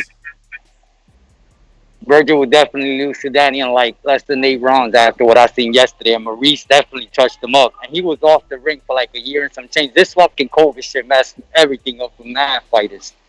And it's hard for a lot of fighters to stay disciplined and shit. But yeah, I definitely think Danny puts one of those left no-look hooks and knocks Vergil straight. Not knocks him out, but knocks him straight to the ropes and does his thing and dominates him in 12 rounds. Crawford is a whole different beast, so Crawford would definitely toy around with him worse than Canelo did with Floyd. I mean, worse than Floyd did to Canelo. My fault. But yeah, that's my call, Ming. Have a good one, bro. Good luck. So, yo, I'm with you. You know, I don't know where you jumped into the show, and anybody listening right now, just so it's not taken out of context, I clearly said that Danny would have way more success against Vergil than Maurice, because Maurice showed that he could land the left hook, and that's Danny's bread and butter. And Danny is, in my opinion, has tighter defense. What I'm saying is, if Danny loses to Vergil, who is 17-0 or 16, it's over. You know, it would probably be his last fight. Like, you know? So why do that when you can lose to Jamel, and you're attempting greatness? That's all I'm saying. In a bigger fight is all I'm saying. Like, why go through this young 22-year-old welterweight? Like, for what? You know, to prove something to who? You know what I mean? You gonna prove more if you get in there with Jamel and get that win for 3-4 belts. That's all I'm saying. But, you know, I know everybody don't see it that way. But that's probably because you invested in Vergil and you looking for him to get a big name so he could get in the mix with people. I'm invested in Danny, and it's like, what the fuck is you going to fight him for? You know what I'm saying? But we going out to DeMarcus for Surefire D, who was on the Border Wars 10 season. And if you ain't already here, Keen, man, go ahead and download it on your Apple. It's on Apple. It's on Roku. It's available, on Android phones and iPhones and Amazon and Fire Sticks. And all you got to do is search Border Wars. Go ahead and download it and check out For Surefire D's fight. That definitely was For Surefire with Alexis Guillermo. But DeMarcus, what's going on, champ? Did you watch yourself on the big screen? I watched it, man. And yeah, man, it is what it is, man. You know what I'm saying? I lost that fight, man. But, you know what I'm saying? Like I told you, man, I want the rematch, man. If Alexis want to make it, man. Like, that's what I want next, man. Nah, fight, you know what I'm saying? I talked to him, man. He don't want it. He's not that he don't want it. He's moving down. That weight, that fight was it was just too heavy. He's moving down in weight, and he is open to doing it again. Like, if you come off a win, he's trying to fight in June. So we gonna get him a person from Wisconsin. But if you could fight in June, we could get you somebody from Wisconsin and build it up for real. You see how the production is now. So we could tell a story. We could interview you before you fight, and it's like, yeah, man, I'm out here. I need to get this win because I'm chasing Alexis, and he could get interviewed. Yo, production-wise, we could blow this out the park if both of y'all could fight on the same card, and you build into your rematch. What, man? I'm down, man. I'm down, bro. Like I said, bro, I'm, you know what I'm saying, for real, man. You know what I'm saying, not to make any excuses, but I know what it was, man. I drank myself too much, man. I dehydrated myself. You know what I'm saying, to make the weight, and you know what I'm saying, I was just in bad shape coming into the fight, you know what I'm saying, so, you know what I'm saying, I honestly feel like if we fight again, you know what I'm saying, not only will I beat him, but I'll knock his ass out, you know what I'm saying, and that's for sure. I want him to know that I'll knock you out, Alexis, so, you know what I'm saying, we can do whatever, we can fight somebody else next, but I want that rematch, you know. His engine was no joke, champ. His engine was no joke. It's not that his engine was no joke. It's just that my engine was out of there. Like I said, I dehydrated myself for the fight. I was working out literally Friday, you know, so the whole week. You know what I'm saying? I was running 5 miles every day just to get to the weight. You know what I'm saying? And you know what I'm saying? Hey, DeMarcus, man, I gotta be a promoter, man, and like a podcaster. Remember, I'm putting on the card, but I'm also like the .com you go see the fighters at, right? And bruh, you missed weight for the white boy fight. Now you saying you drank yourself for this fight. Maybe you need to fight at 175 where you fought Mission Impossible. Yeah, but the thing is, too, I'm trying to get down to weight, too, man, because, like I said, I really blew up. Like, you know what I'm saying? My amateur fight was at 165. I really blew up, and it's been hard for me to get back, no lie, man. It's been hard for me to get back down to that weight because I've been, you know what I'm saying, it's just been, you know, a lot of stuff, man. So, you know what I'm saying? But, you know what I'm saying? I'm really a 165 fighter, 160 fighter, you know what I'm saying? I just been so big, and it's been hard for me to get back to that weight.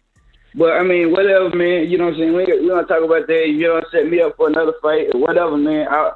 What weight? Because I want to get you a Wisconsin dude. So this the thing. You know you're going to have a crowd cheering against you now. Both of y'all, I'm trying to match everybody with Wisconsin dudes, you know, so they could sell out the house. And it's us versus them. Well, you know what I'm saying? I'm still being in that 168, 160 range. Probably 168 again. You know what I'm saying? But I got a dude that is 170. We'll make him come down from 170 to 168 if you want. And his name is actually, I don't know if they're gonna take this fight because this dude 42 years old, but so the fuck am I. And I fought 30-year-olds and 26-year-olds and 28-year-olds. And this dude got more experience than me. He's 5-5, and he's fought at 160 and 168, but he's 42. So, as your promoter, I'm throwing you a bone in the sense that you are 30, right? Yeah. You 30, so you got age advantage, but he got experience because he got 5 fights. Now that's one dude. Then I got another dude from Wisconsin, and I'll see would Adrian approve it because Adrian. Well, actually, no, I gave that Mendoza fight to Guillermo. So I got the other dude I got for you is Malik Smith. He's 170. We'll make him come down to 68 if you want, and he's 1-0 in kickboxing and 1-1 in MMA. I'm gonna send you. I got a link of him, I think. Oh, you know what? Yeah, man. It don't matter, man. Shit, you know, we can just make it happen, man. It really don't matter whoever accepts the fight, man. We can do it, bro. Like I said, man. And you know, I'm gonna be sure to discipline myself much more this time, man. You know, it is what it is. Ain't gonna make no excuses, man. I'm ready to get in there and fight again. No matter who it is. But I do want that rematch as soon as possible with Alexis. You know what I'm saying? All right. Well, we're going to work on that, man. Hey, but let's go. Let me say something, too, about this Terence Crawford situation, too, man. This dude, man, hey, that's some fool shit he's doing, man. All that, the fight ain't never going to happen. Everybody talk about Errol Spence. Listen, Errol Spence handling his business. You feel what I'm saying? He got a plan. You know what I'm saying? He never said that the fight won't happen. he always said he gonna get undisputed. You know what I'm saying? So Errol Spence working towards the goal. That's what people gotta understand. Just because y'all want him to fight him right now, don't mean he gonna fight him right now. You know what I'm saying? He got promoters that's rich, that's way smarter than a lot of these people that don't know what the hell they talking about, man. When Al Heyman tell you, look, this is the plan we gonna take, that's the plan you gonna take. Errol Spence ain't scared of Terence Crawford. Terence Crawford the only one talking about the fight ain't never gonna happen. That's some BS right there. You feel me? You supposed to be calling out the fight every chance you get. You know what I'm saying?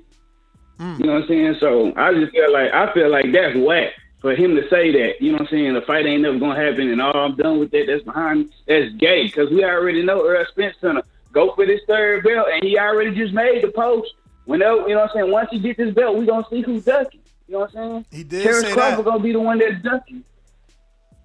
Yeah, we gonna see. We gonna see what's up. So you know what I'm saying? And I got Errol Spence for that fight. So whoever want a big bet, we can big bet. You know what I'm saying? Because I seen how fool Errol Spence, how fool Terence Crawford looked when they jab or Kell Brook would get into his ass. He fight somebody like Errol Spence that got a tank that ain't gonna slow down. Come on, man, on his ass, man.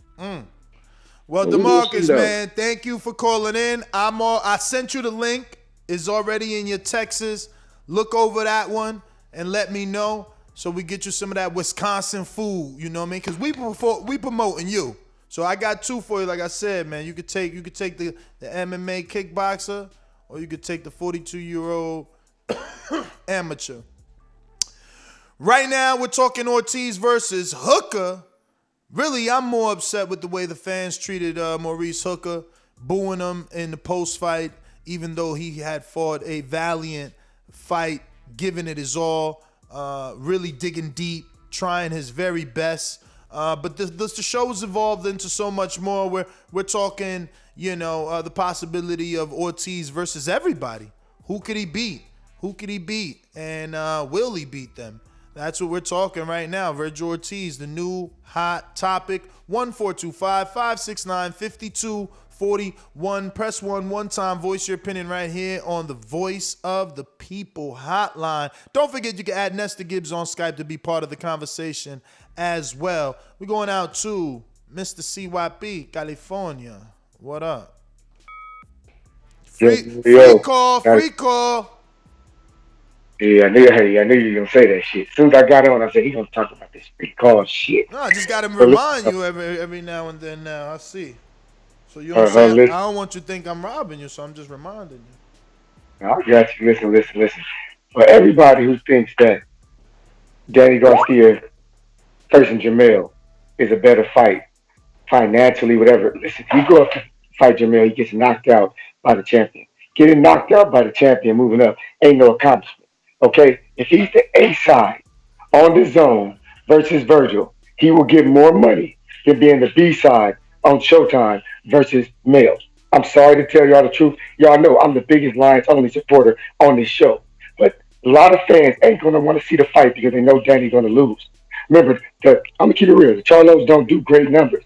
So if you're going to get him a fight, you got to get somebody who's going to challenge him, not somebody who they're just going to beat up. People already. I mean, I see your argument, man. I see your argument. Like, maybe it's hard to sell a pay-per-view with a dude that you know is going to lose, but we banking on his, his fan base. Very much like Mexicans believe their guys can do the unthinkable. UK dudes think that Kell Brook would have done the unthinkable in beating Gennady. This is boxing fans, both Puerto Rican and American, right? Because Puerto Rico's part of the 51 states these days. Getting behind, or should I say the Philly Ricans and the Puerto Ricans getting behind, Danny. I guess New York Ricans too, right? They got that term. But yeah, I don't know, CYP. See, for me, I get what you're saying because you're confident in Jamel knocking him out, which is the obvious pick. Jamel's been demonstrating, great power ever since linking up with Derrick James. So no fault in that. No wrong saying that. But again, he's still attempting to be great, and it's not the Gennady or Gennady Brook situation or the Canelo situation. Because it's not two divisions. And, Harrison was able to get a win / controversial robbery, if you want to call it that, without knocking out Jermell. Or did he even knock him down? I don't think he knocked him down. So, you know, who knows, man? You got to understand that, you know, you got guys that have, you know, fought each other in the amateurs. Like a Porter beat a Usyk somehow, right? Porter beat fucking Danny Jacobs like 6 times and dropped him like 6 times. So somehow.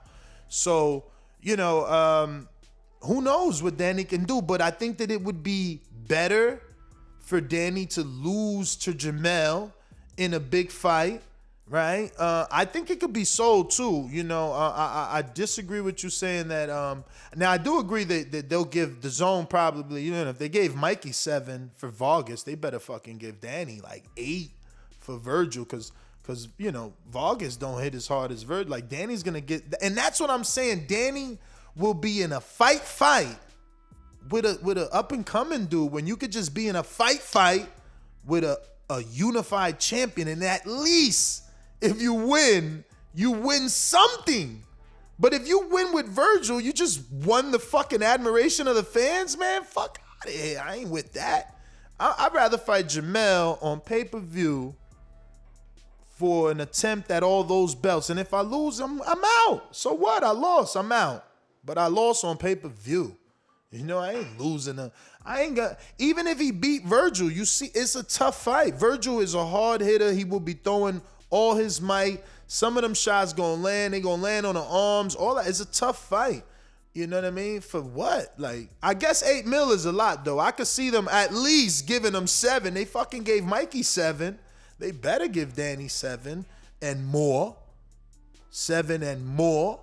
You know, because that's a, man, look, that's what I'm saying. I just feel that way, but I was wrong before, right? I said, if, you know, I guess AJ didn't lose back to back, but, you know, I don't know. I don't like losses like that. I don't like you losing back to back, you know, and Danny, you know, after not being successful with all the other welterweights, if you go now and you happen to lose to Vergil, it's over. And I've said people's career are over in the past and it wasn't over. I get that, but I'm just saying, theoretically, it's fucking over. If you lose to us, you lost to Thurman, you lost to Porter, you lost to Errol. Damn, now you lose to Ortiz. It's like, dog, you know what I mean? Nah. Ness want Danny to duck Vergil? Hell yeah. He said he moving up. I'm going off his last words.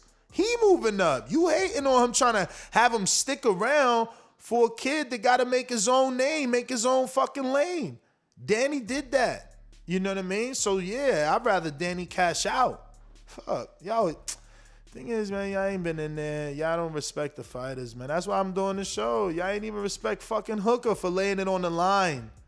Giving you the test that we needed from Vergil. They ain't not even respecting Hooker. Whatever, man. We going on a potato chip that says Ortiz versus Ennis. What you think, Ness? Ortiz versus Ennis, man. I guess I like it, but I don't think it will ever happen in the next 2 years. Ennis is with Cameron Duncan, who just started his promotional company not too long ago. Ennis and Brandon Lee are the biggest names on that promotional company. I just don't see that happening. They gonna get Ennis to a title shot, man. Why lose to Ortiz? And again, I'm not saying he will lose to Ortiz. I'm just saying unnecessary evil for no reason when they trying to go, you know, and, you know, make money off of Ennis and put him in position. Intrigue the Incredible in Atlanta. Shout out to Intrigue with the super chat yet again. Spence was asked if he was fighting Ugas next, and he said he doesn't know. He doesn't know. Is it possible we see Ugas versus Thurman winner fight Spence? I mean, you know, that's what we want. Because, you know, like, to go straight in.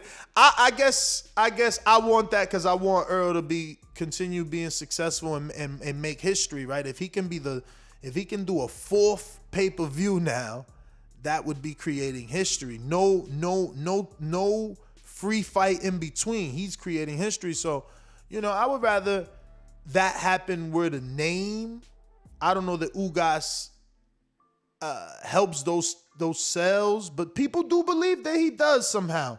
You know, and I wish the best. I wish the best. Ja the Real says Ortiz face a punching bag for Bud. Crazy emoji. I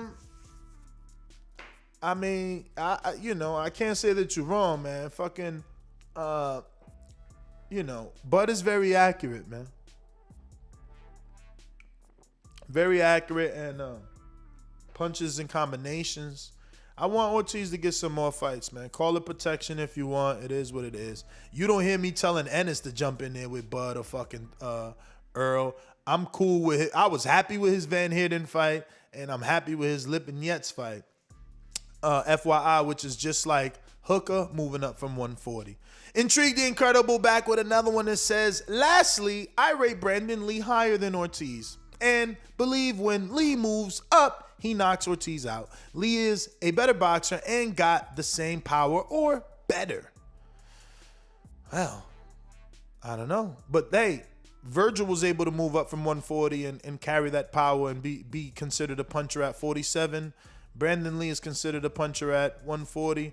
Hopefully he can do the same, move up and be considered a puncher at 47. Jared Lloyd, where have you been? He's back. The bum lord Crawford don't want to stop fighting the bums. He has been on a career-long pedestrian tour. He stepped up with Brooke, but we need more. All right. I mean, what do you think about Ortiz, though? Like, people are trying to put Ortiz at him, man. Let me know what you think about that. Tony Boswell says, much respect, TBV and the chat. Always enjoy the content and conversations. Well, thank you, my friend. We appreciate the love. I'm filing a lawsuit, says Supermax, against Todd Grisham for copyright infringement. He blatantly stole my idea live on television, but you see, they be watching TBV. It would have helped you to tell us what idea he stole from you. Trey Miller says, was Earl's jab good against Porter? Maybe I missed that fight. Help me out, Ness. Question mark, question mark. Thinking emojis and about a dozen of them. I mean, he definitely used the jab in that fight, but he also told you, just like the Mikey fight, right?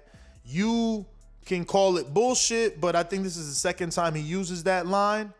And in the Mikey fight, they said he couldn't box and that he would be outboxed. That's what experts were saying, that Mikey would outbox Earl. So he wanted to win at his game. Same thing with Porter. He told you this in the post-fight and before. Like, people think that Porter's a dog and gonna outdog him. Well, he's gonna outdog him. That was Trey Miller. And now we got CYP with the counter punch. So the booing is expected because as we get 2018, 2019, we go older, people start to think they're important. That's the fact. They think that they can get on people's level, they can put people down. When the truth is, man to man, face to face, you would ask for an autograph because you are beta male to these alpha males that y'all continue to try to put down with your fingers in your voices. Cut the bullshit. Same thing happened with AB when he walked out. People was throwing beers on him and throwing bottles at him. Like, throw a beer or a bottle at AB in his goddamn face and see if you don't get your ass jumped by them crazy ass Ohio boys. Anyway, the reason why Errol Spence said, let's see who does after I beat you guys. He gonna have 3 belts. He gonna have 1. He gonna send him a bullshit ass offer, and everybody's gonna agree. Well, he got 3 belts. What do you expect? And then Terence Crawford's gonna turn it down. He's gonna call him a dub. He ain't gonna send him no 50-50, no 60-40 when he gets there. Cut it. Yeah, but this is chess, not checkers, man. Like, it is Top Rank's duty to equally promote Terence Crawford to the level of a 50-50 fight. It's not Errol Spence's duty to give Terence Crawford 50-50 to please the fans. It's Errol Spence's duty to do what he's doing, put himself in position to be the A side. And Crawford could do the same, and he was trying. I mean, yeah, Crawford could do the same, and he was trying. There's no knock on Crawford. He was trying by securing a Pacquiao fight, because obviously if he beats Pacquiao, he's got the legend under his resume. You know, the way that Crawford wins, when he does win, is usually in dramatic fashion. and made for television. So he would have gotten A-side position. That's what they were banking on. I even, we did a show. I text Bomac, and he said, "Yo, fingers crossed. They wanted that fight." Is it on the table? Who knows? Is there something as big as that out there that can still make him a A-side? It's yet to be seen because, sometimes, look, I never expected fucking Khan and Canelo. These things come out of nowhere. You know what I mean? So who knows what Crawford could put together and snatch back A-side. But it's chess, not checkers, man. Errol Spence is in the position and fortunate enough to have a team that is behind him for real. And they've been investing, and everybody can lie and pout and be upset. But we have to remember, his promoter, or whatever you want to call his team, put him in the position to face a mandatory in front of his hometown and get 14,000. That opened up everyone's eyes. His promoter believed in him, right? And put him on pay-per-view with Mikey. Again, that's investment. Those are big fights, man. And he got him done for him, and then gave him Porter. I mean, they believe him. If they didn't believe in him, Porter wouldn't have gotten an offer he would have said yes to. If they didn't believe in him, like Bob, they would have had a number in their mind that they felt Porter was worth, and they would have just offered that. But they obviously had to make Porter happy to say yes, because Porter's been the dog. He's been fighting everybody. So again, it's it's chess, not checkers, man. Errol is doing what he got to do to secure the bag.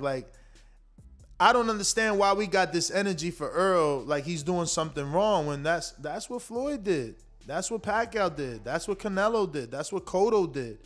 Everybody wants to be the A-side, and when they get the opportunity to be the A-side, they show you that they are the A-side. They show you. Floyd showed you he was the A-side. He made sure to make his purses public so that you know how much he's getting. He made sure to let us know he was getting from the fucking concessions in the stands, man. One of the only fighters that was getting money off the hot dogs and shit, bruh. So he showed you when he was A-side. Cotto, same thing. When it was finally his turn after being B-side and sucked down in the Manny Pacquiao fight, being B-side in the Mosley fight, what'd he do? He probably was the A-side in that Mosley fight, maybe. I don't even know. But definitely in that Pacquiao fight, he had to take a catch weight for that fight and be sucked down. So he did that, man. And when it was his turn, he put Canelo in 155-pound catch weight. When it was his turn, he put Sergio in a catch weight. So, yeah, it's Earl's turn. He's the A-side. When he was the B-side, guess what was going on? Thurman was saying, Errol Spence who? Errol got to get a belt. Everybody goes through it. And then what did they say to Crawford? He got to get a belt. Everybody goes through it. What did Floyd tell Thurman? Man, I don't even think Thurman told, I don't think Floyd told Thurman he got to get a belt. Floyd probably just straight ignored Thurman. But y'all get the point, man. Let's stop acting like this shit ain't part of the game. We know it is. You got to get yourself in position, and it's a race to A-side. Some fights are lucky to be 50-50, and some are not. Some fights are lucky that they get good negotiations. Look at this alleged negotiation with AJ and Fury. They came to terms, and they doing 50-50 up front, 60-40 on the back. But Wilder's first fight with Fury was 60-40 up front on his end, shit. We see what AJ offered Parker, So everybody gets the opportunity to be A-side. They take it, man. They take it. And why not, man? You've put yourself into position, man. Who are we to tell you not to do what you've worked your entire career to do? You want to maximize. This sport Look, the reason we doing this show is because Hooker fought his heart out, and they still fucking booed him. And that's what's wrong with the sport. So absolutely, when you in position to maximize your dollars, go ahead and maximize, man. Do your damn thing. Ignorant Boxing says, Ness, play that AB soundbite for your damn self. I don't got it. I've been asked Doomy to send it to me, but I know you can do it. You got to set that soft shit up. Yo, and then he says, play that AB soundbite again, May 8th. The boos will come 100 times louder. Oh, I hope not. We got CYP. What up? Yo. Every dude you named, from Canelo to Cotto to Mo, all them dudes, they did 1 million views. They did 1 million buys. Those dudes are different kind of A-sides. They can offer somebody 70-30 because that 30% is magnificent. Errol Spence, and none of them dudes needed 3 belts to do it. None of them dudes went on a belt collecting tour and then offer a dude 70-30. They don't need to do that because they're bigger than that. Errol Spence may not ever, I'm saying this now on record, he may not ever do 1 million buys because he's just not that kind of star. He's that kind of talent, but not that kind of star. Bud ain't going to do it either. They need each other, so they need to work together. And if anybody here thinks that Bud deserves less than 40% ever, then you just don't want to see the fight because you know he's not taking it, so stop talking about it. If y'all think he deserves less than that because of belts, stop talking about it because he's not accepting it. Let's talk about something else, man. See what? Hey, again, entitled to your opinion, but like Cotto didn't need a belt collecting tour because he had the country, right? And this is why I don't get like why people all of a sudden like mad at Errol. First, we hear people call in and be like, "Oh man, is that black fighters don't get no support, man? Black people don't buy pay-per-views when the black fighter." Meanwhile, Floyd, that was always debunked because Floyd was the highest pay-per-view seller. But now we got somebody that's actually drawing. Yeah, look, man, they not Floyd and Pacquiao. CYP, we get that. I don't know what fight Cotto did 1 million without Floyd and Pacquiao, though. I'm pretty sure he didn't even do 1 million with Canelo. I'm pretty sure that was like 900 and some change. You know what I mean? And I know he ain't do 1 million with fucking Sergio. So I don't know what you talking about. 500,000 and the numbers that Cotto was bringing in was enough to make him a B-side into an A-side when it was his turn. And if he didn't need to get the belts to do it, that's okay. But he had a country. Canelo also had a country. Pacquiao also had a country. Floyd got that because he beat Oscar and moved up, So Errol is doing it by getting the belts. Like, I don't understand why everybody has to have the same route. Like, how you get to the position of power really doesn't matter because either way is respectable. Whether he fights all the champions for all the belts to be in a position of power, or he has a country backing him and that's why he's in a position of power, it's still the same. Like, they both have to be respected. Like, not everybody has a country and not everybody goes after all the champs. You guys are just upset that he's not doing it in the order that you want.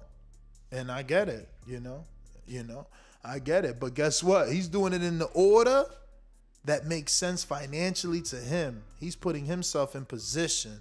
Same way Canelo did. Same way Floyd did. Floyd chose to take short money and move up and take Oscar's rules for his fight. Errol is choosing to also take short money in a sense, right? Because CYP and many people believe that like that Errol fight versus Bud is the biggest check for the both of them. So he's choosing not to go for that and instead take a bunch of little checks to gather all the belts to put himself in a better position. And if, the fight doesn't happen, he's got a whole nother division there, or he can just continue to defend, his belts. He's got plenty of mandatories that are going to be coming up. But we going out to Texas. I'm going to go ahead and beat up Danny Garcia. Hey, Daddy, this $1 bill. You need to take out that green jacket because I just took your bill. It's fly, you can't even set out an arena. The only reason you don't pay per view because you fight me. So you sit down somewhere. Sit down somewhere. Sit down somewhere. You will not be fighting on pay per view for me.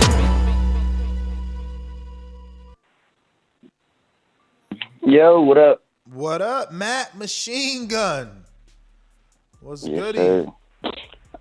Man, I like the fight. It was a damn good fight to watch. Very entertaining. Just like everybody else, though, I'm disappointed that the crowd reacted that way to Hooker. He did put up a damn good fight for himself, and it's just the fact that happens. You know, it's just ugly for the sport. I don't get it. You know, but there's always better crowds somewhere else that you'll find. So, but other than that, I feel like I share the same sentiments. Vergil needs a couple more fights.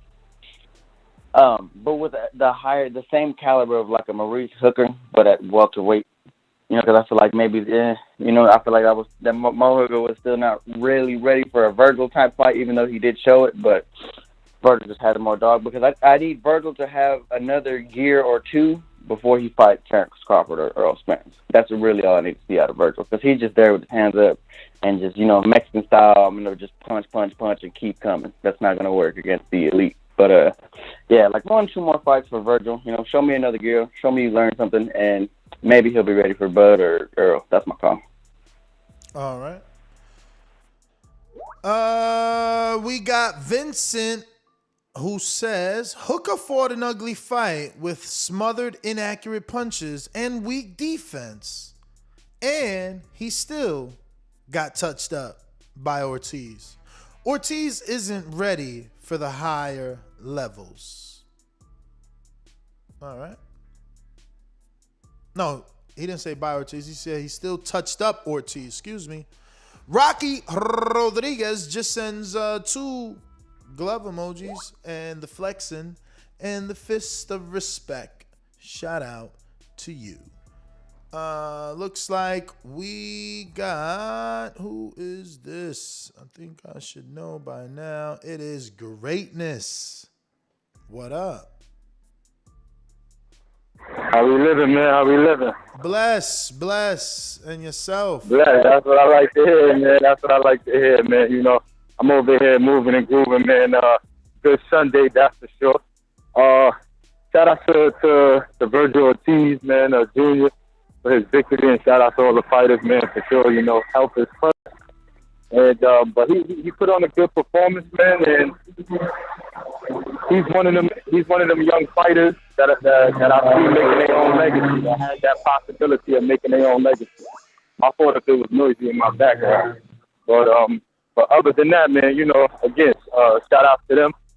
It's good to see that Vergil Ortiz is in the conversations with these names.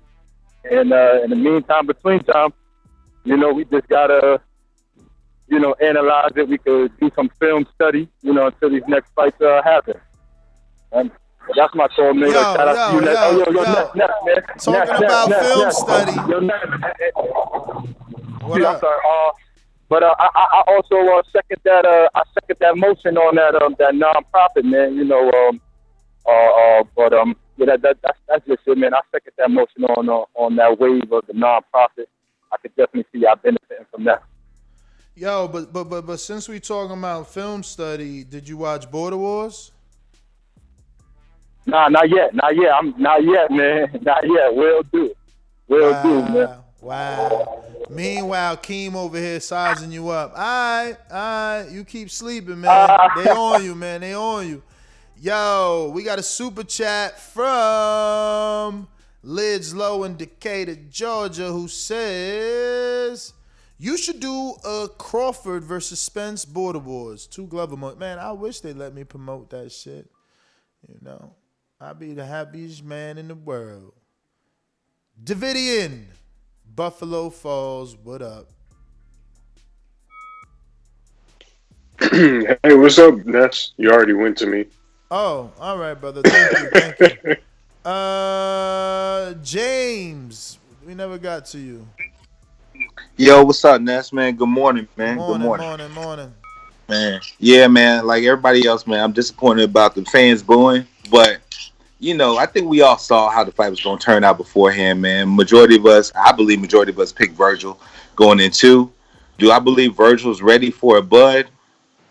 I feel 2 ways about that. I feel that he probably should go the route of fight maybe a Kavaliauskas and maybe a Ugas or something before he steps up to the elite. But I also feel like we was thinking some similar ways when T.O. had a bullshit performance against Nakatani, that he wasn't ready for Loma. Yep. And he showed the hell out against Dan Richard Comey and Loma. So I mean, we just never know. Some people step up to that type of level of competition. But when it comes to Danny, man, man, I'm a true fan of Danny, man. Now, he'll get his ass whooped by Charlo, man. That's just being real, man. He might not get knocked out, but he'll get pummeled. And I don't want to see that for Danny. I mean, will he look like Gennady Golovkin versus Brook, or would it be like? I mean, he ain't gonna look like he having convulsions like Rosario. I'll tell you that for sure. But I think he might look bad. His face might look bad like Brooks, though. Yeah, I mean, they could throw the towel in, man, if he can't hang. But it ain't two divisions like Brook and Khan, though. It's one. True. And But Harrison got to win.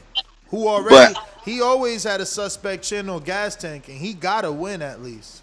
But I think the fight for Danny at 154 would be like a Terrell Gaucher.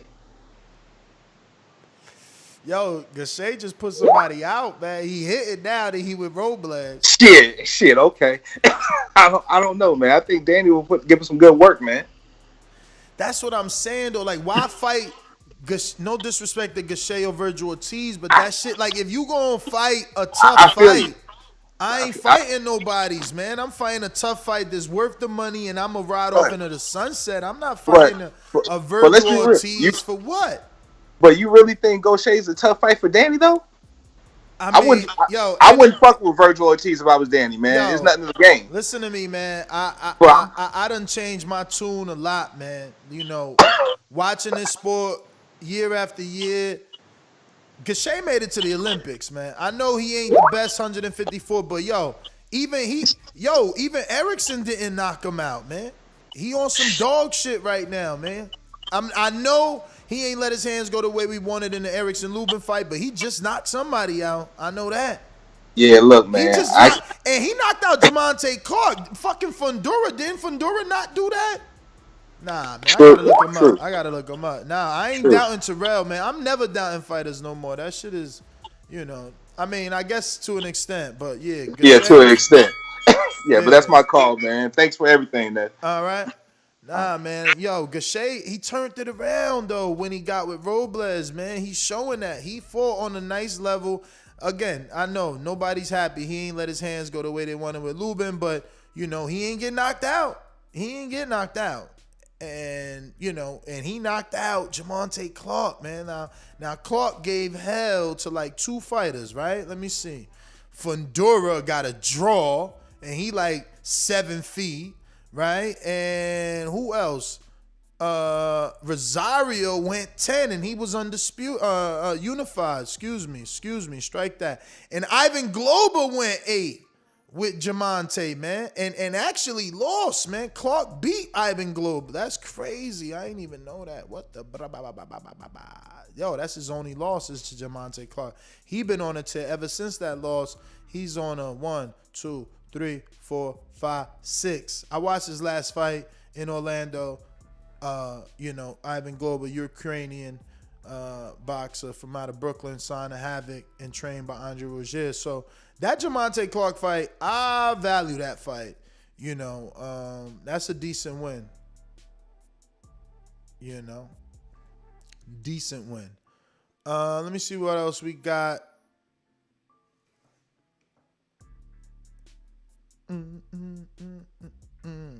All right, I think we got all the super chats. Double checking the list.